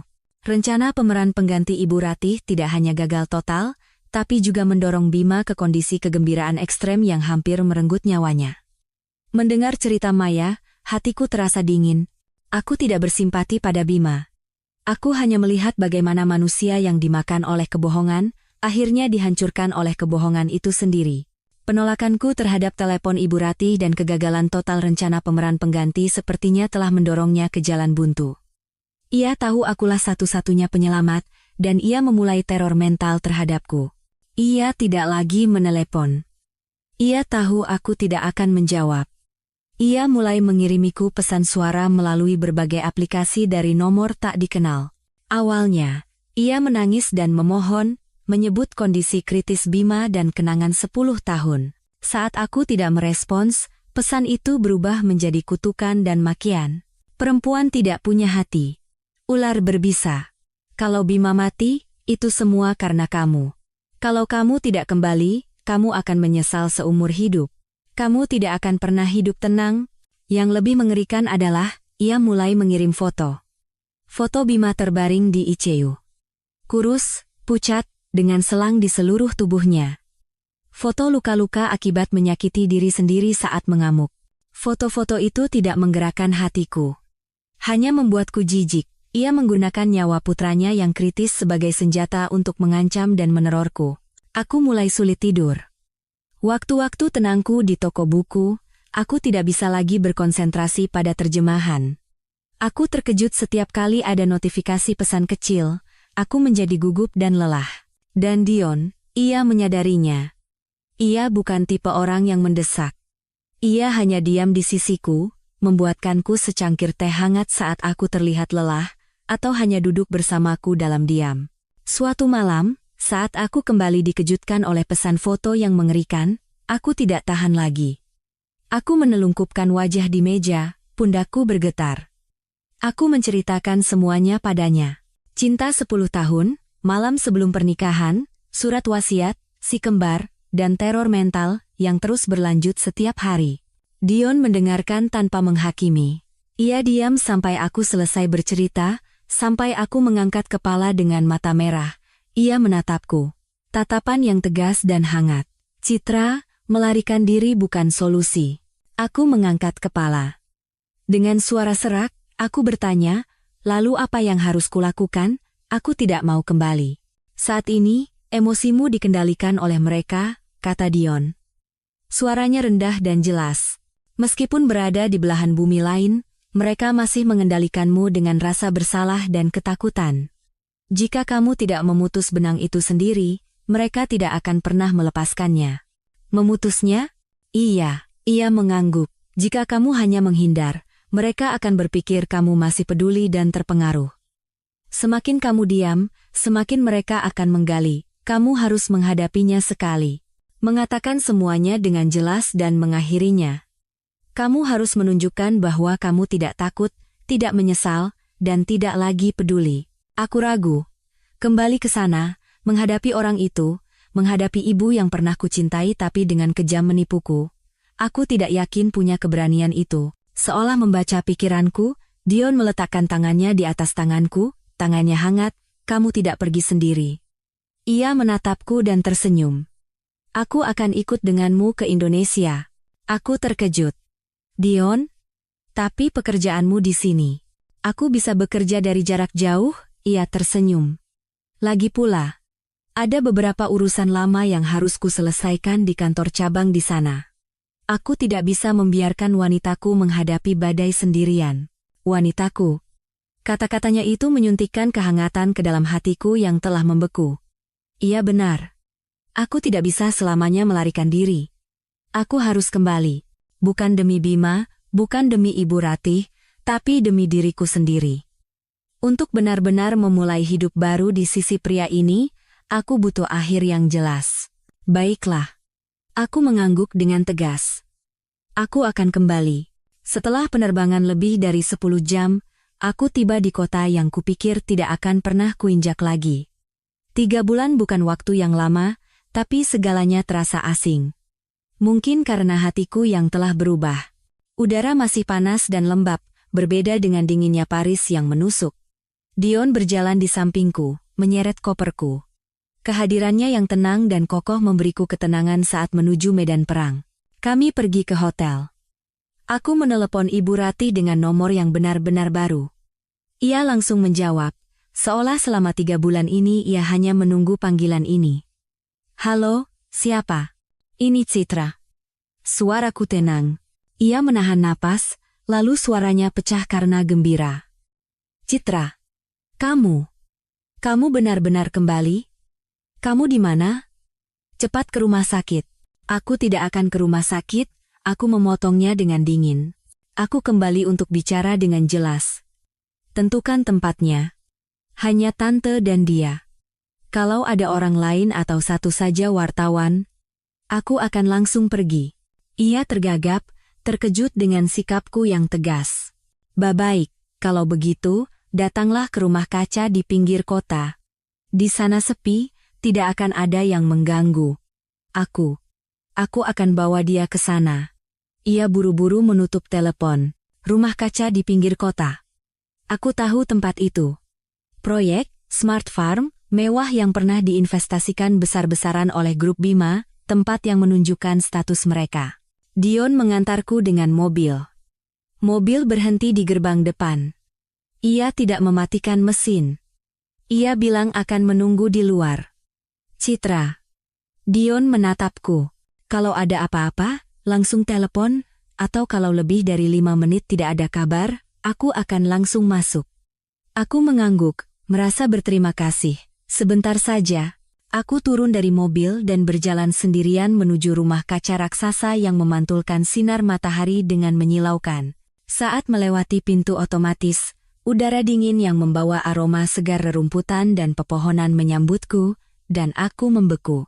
Di hadapanku, bukan kebun sayur organik atau fasilitas penanaman melon berteknologi tinggi. Di hadapanku, terhampar hutan bunga pir. Ratusan pohon pir mekar dengan bunga putih bersih. Kelopak-kelopak rapuhnya bergoyang di bawah lampu LED khusus. Mereka telah mengubah rumah kaca ini menjadi musim semi abadi. Aku berdiri di tengah jalan setapak berkerikil putih. Dikelilingi oleh keindahan palsu yang dipaksakan dengan teknologi dan uang yang tidak realistis. Aku tertawa sinis. Bunga pir. Bunga kesukaanku. Bunga yang menjadi saksi saat ia menyatakan cinta 10 tahun lalu. Sampai detik terakhir, ia masih berpikir bisa menyutradarai cinta dengan uang. Berpikir jika ia menciptakan kembali pemandangan romantis dan memamerkan kekayaan yang mungkin bukan lagi miliknya, ia bisa menggoyahkanku. Terdengar suara langkah kaki yang sangat ringan. Dari balik pohon pir tua yang dibonsai dengan hati-hati, Bima berjalan keluar. Jika Ibu Ratih tidak memberitahuku sebelumnya, aku tidak akan mengenalinya. 3 bulan, hanya 3 bulan. Pria modis dan sombong yang pernah menjadi pusat perhatian di setiap pertemuan itu, kini hanyalah bayangan. Ia kurus kering, kulitnya pucat, mengenakan mantel panjang krem yang kebesaran, seolah ia berenang di dalam pakaiannya. Matanya cekung dan berurat merah, tapi saat melihatku, mata itu menyala dengan cahaya yang mengerikan. Kerinduan, kepemilikan, dan cahaya kegembiraan yang menakutkan. Citra, ucapnya susah payah. Kamu benar-benar kembali. Aku tahu kamu akan kembali. Ia berjalan ke arahku. Langkahnya terhuyung, lengannya terbuka seolah ingin memelukku. Aku tanpa sadar mundur selangkah. Lengannya yang terhenti di udara membeku, matanya masih terpaku padaku. Seperti orang tenggelam yang mencoba meraih sedotan. Tatapan gilanya itu membuatku merinding. Wajah cekung, berantakan. Aku tidak lagi mengenali pria yang telah kucintai selama 10 tahun. Orang ini adalah orang asing, bayangan compang camping dari masa lalu. Kamu sudah kembali, jadi semuanya baik-baik saja.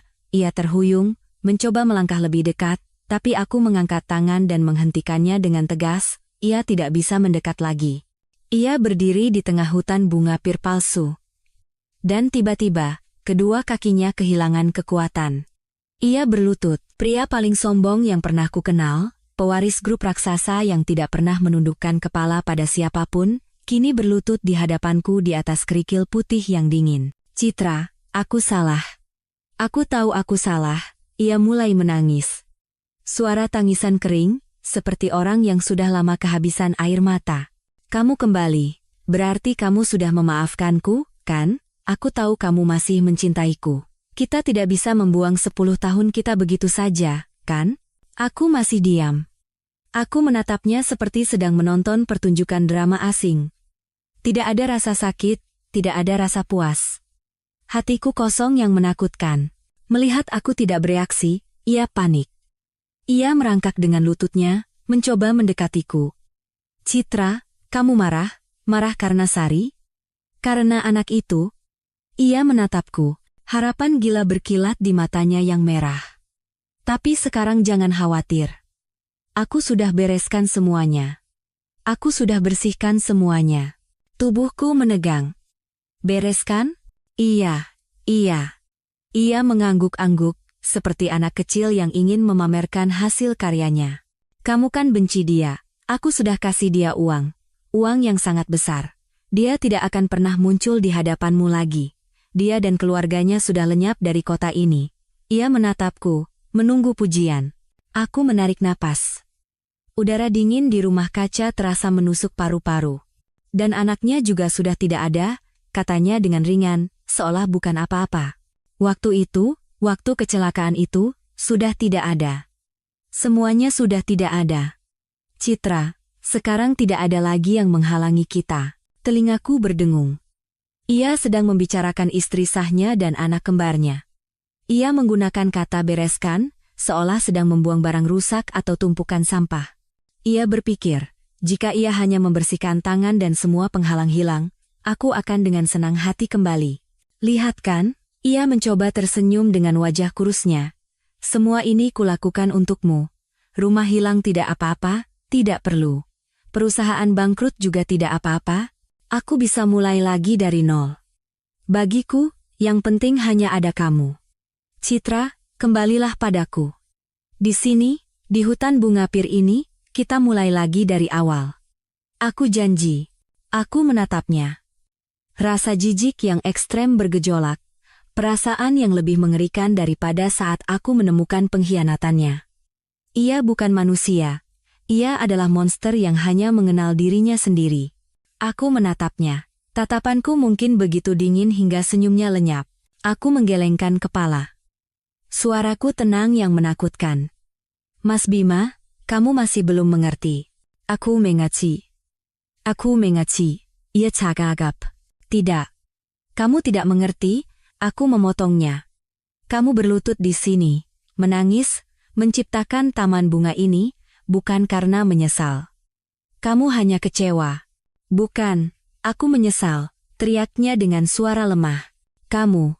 Aku berkata perlahan, kata demi kata. Menyesal karena ketahuan.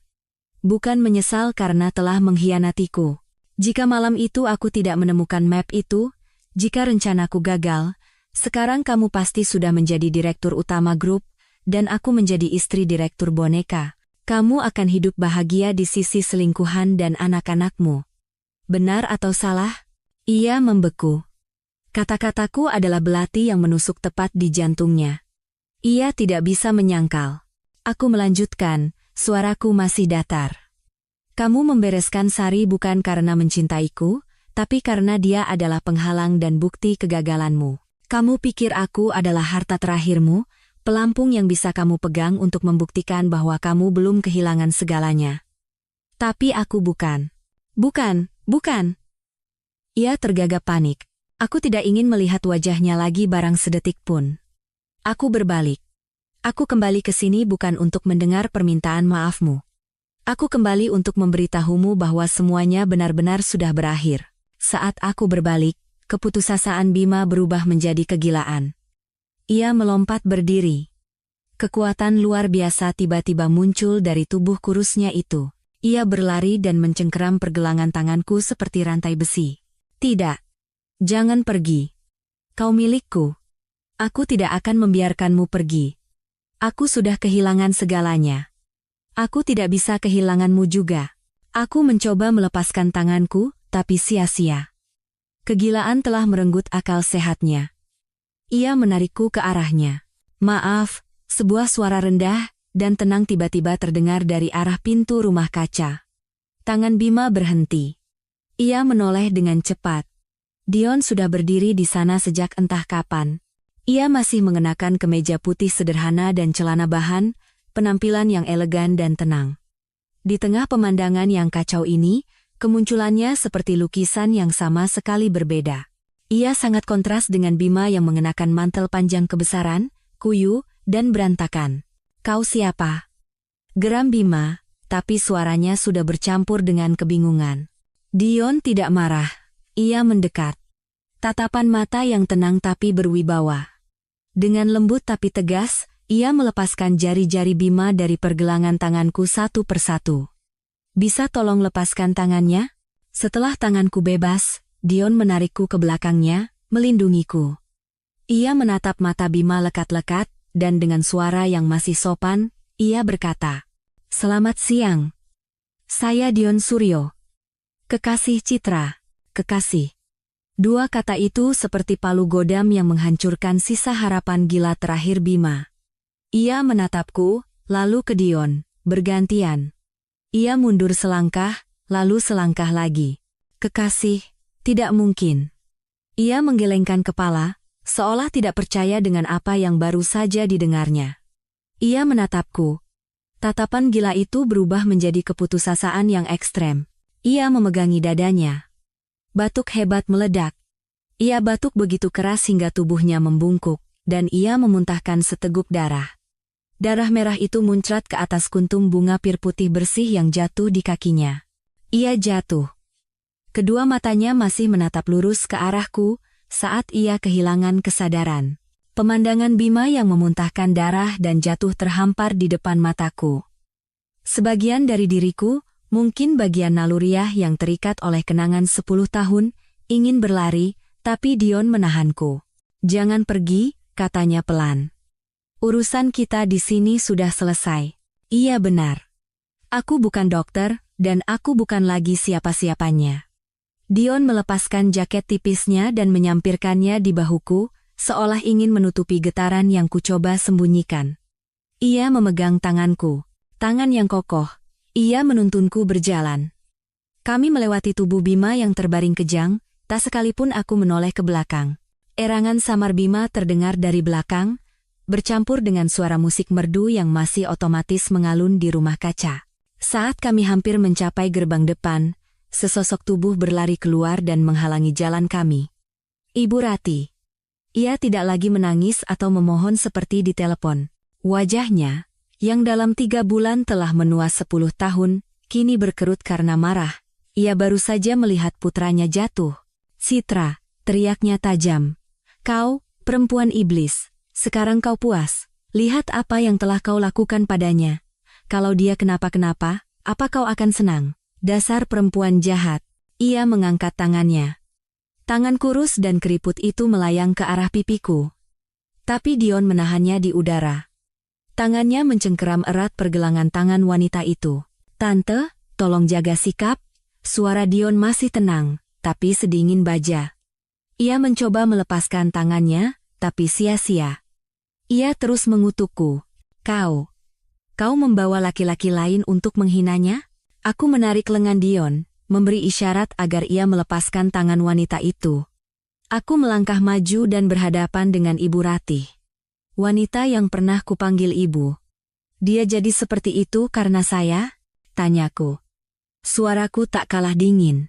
"Kalau bukan karena kau, karena siapa lagi?" teriaknya. "Kau yang meninggalkannya, sekarang kembali untuk menyiksanya lagi." Aku menatap matanya lekat-lekat. Mata yang pernah menatapku dengan penuh kasih sayang ini, kini hanya tersisa kebencian dan keras kepala. "Itu karena dirinya sendiri," kataku dengan jelas. "Dan karena tante." "Apa maksudmu?" Ia tertegun. "Dia adalah pengkhianat.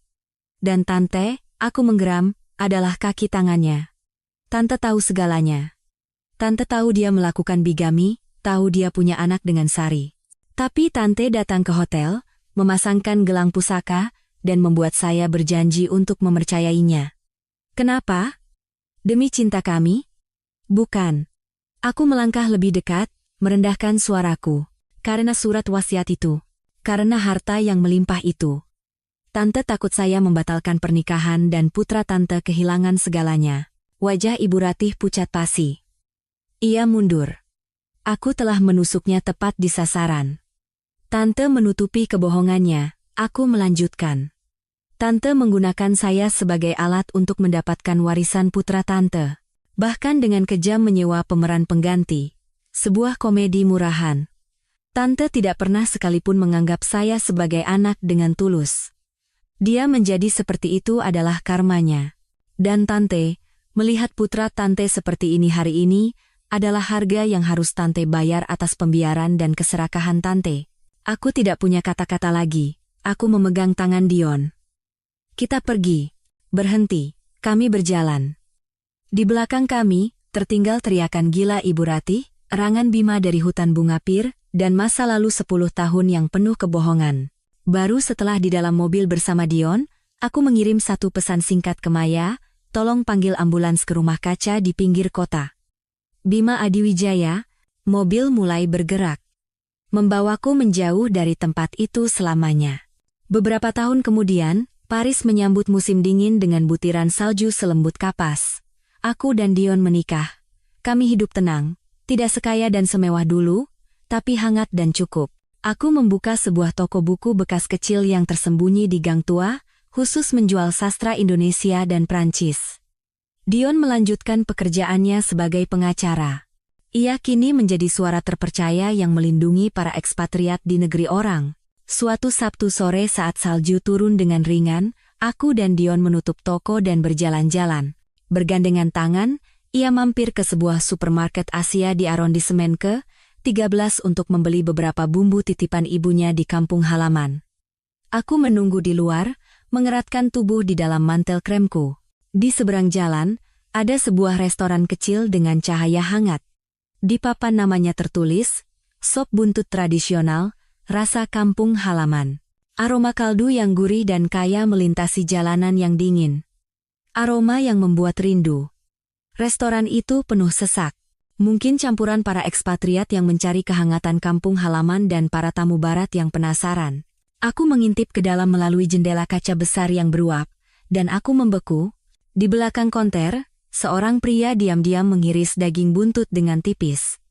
Ia jauh lebih kurus, rambutnya sudah memutih, punggungnya sedikit bungkuk. Ia mengenakan celemek, bekerja dengan rajin dan sibuk. Tidak ada jejak konglomerat generasi kedua yang sombong, pewaris yang glamor. Tepat pada saat itu, seolah punya firasat, ia mengangkat kepala. Mungkin ia merasa ada seseorang yang menatapnya terlalu lama. Pandangan kami bertemu. Melintasi jendela kaca beruap, melintasi mobil-mobil yang ramai, melintasi kebencian dan penderitaan selama hampir 10 tahun. Ia berhenti. Pisau pengiris daging masih di tangannya. Di matanya, tidak ada lagi kegilaan, tidak ada kepemilikan, tidak ada kebencian. Hanya ada kelelahan, kepasrahan pada nasib, dan ketenangan yang mengejutkan. Aku pun begitu. Hatiku setenang danau. Tidak ada lagi kebencian, tidak ada lagi rasa jijik. Hanya seorang kenalan lama dari tempat yang sangat jauh. Dion keluar dari supermarket. Ia merangkul bahuku dan memberiku sekantong permen jahe panas. Dingin. Ini aku beli permen jahe biar hangat. Aku tersenyum dan menggeleng. Aku memegang tangannya. Aku berbalik, tidak menoleh lagi ke restoran sop buntut itu. Ia telah menemukan cara untuk terus hidup. Aku pun begitu. Ia mungkin harus membayar harga atas semua kesalahannya selama sisa hidupnya. Masa lalu, seberapapun menyakitkannya, pada akhirnya hanyalah masa lalu. Itu tertinggal di seberang jalan, dalam uap semangkuk sop buntut panas di negeri orang, aku dan Dion terus berjalan. Pulang. Menuju cahaya kuning hangat dari rumah kami yang menanti.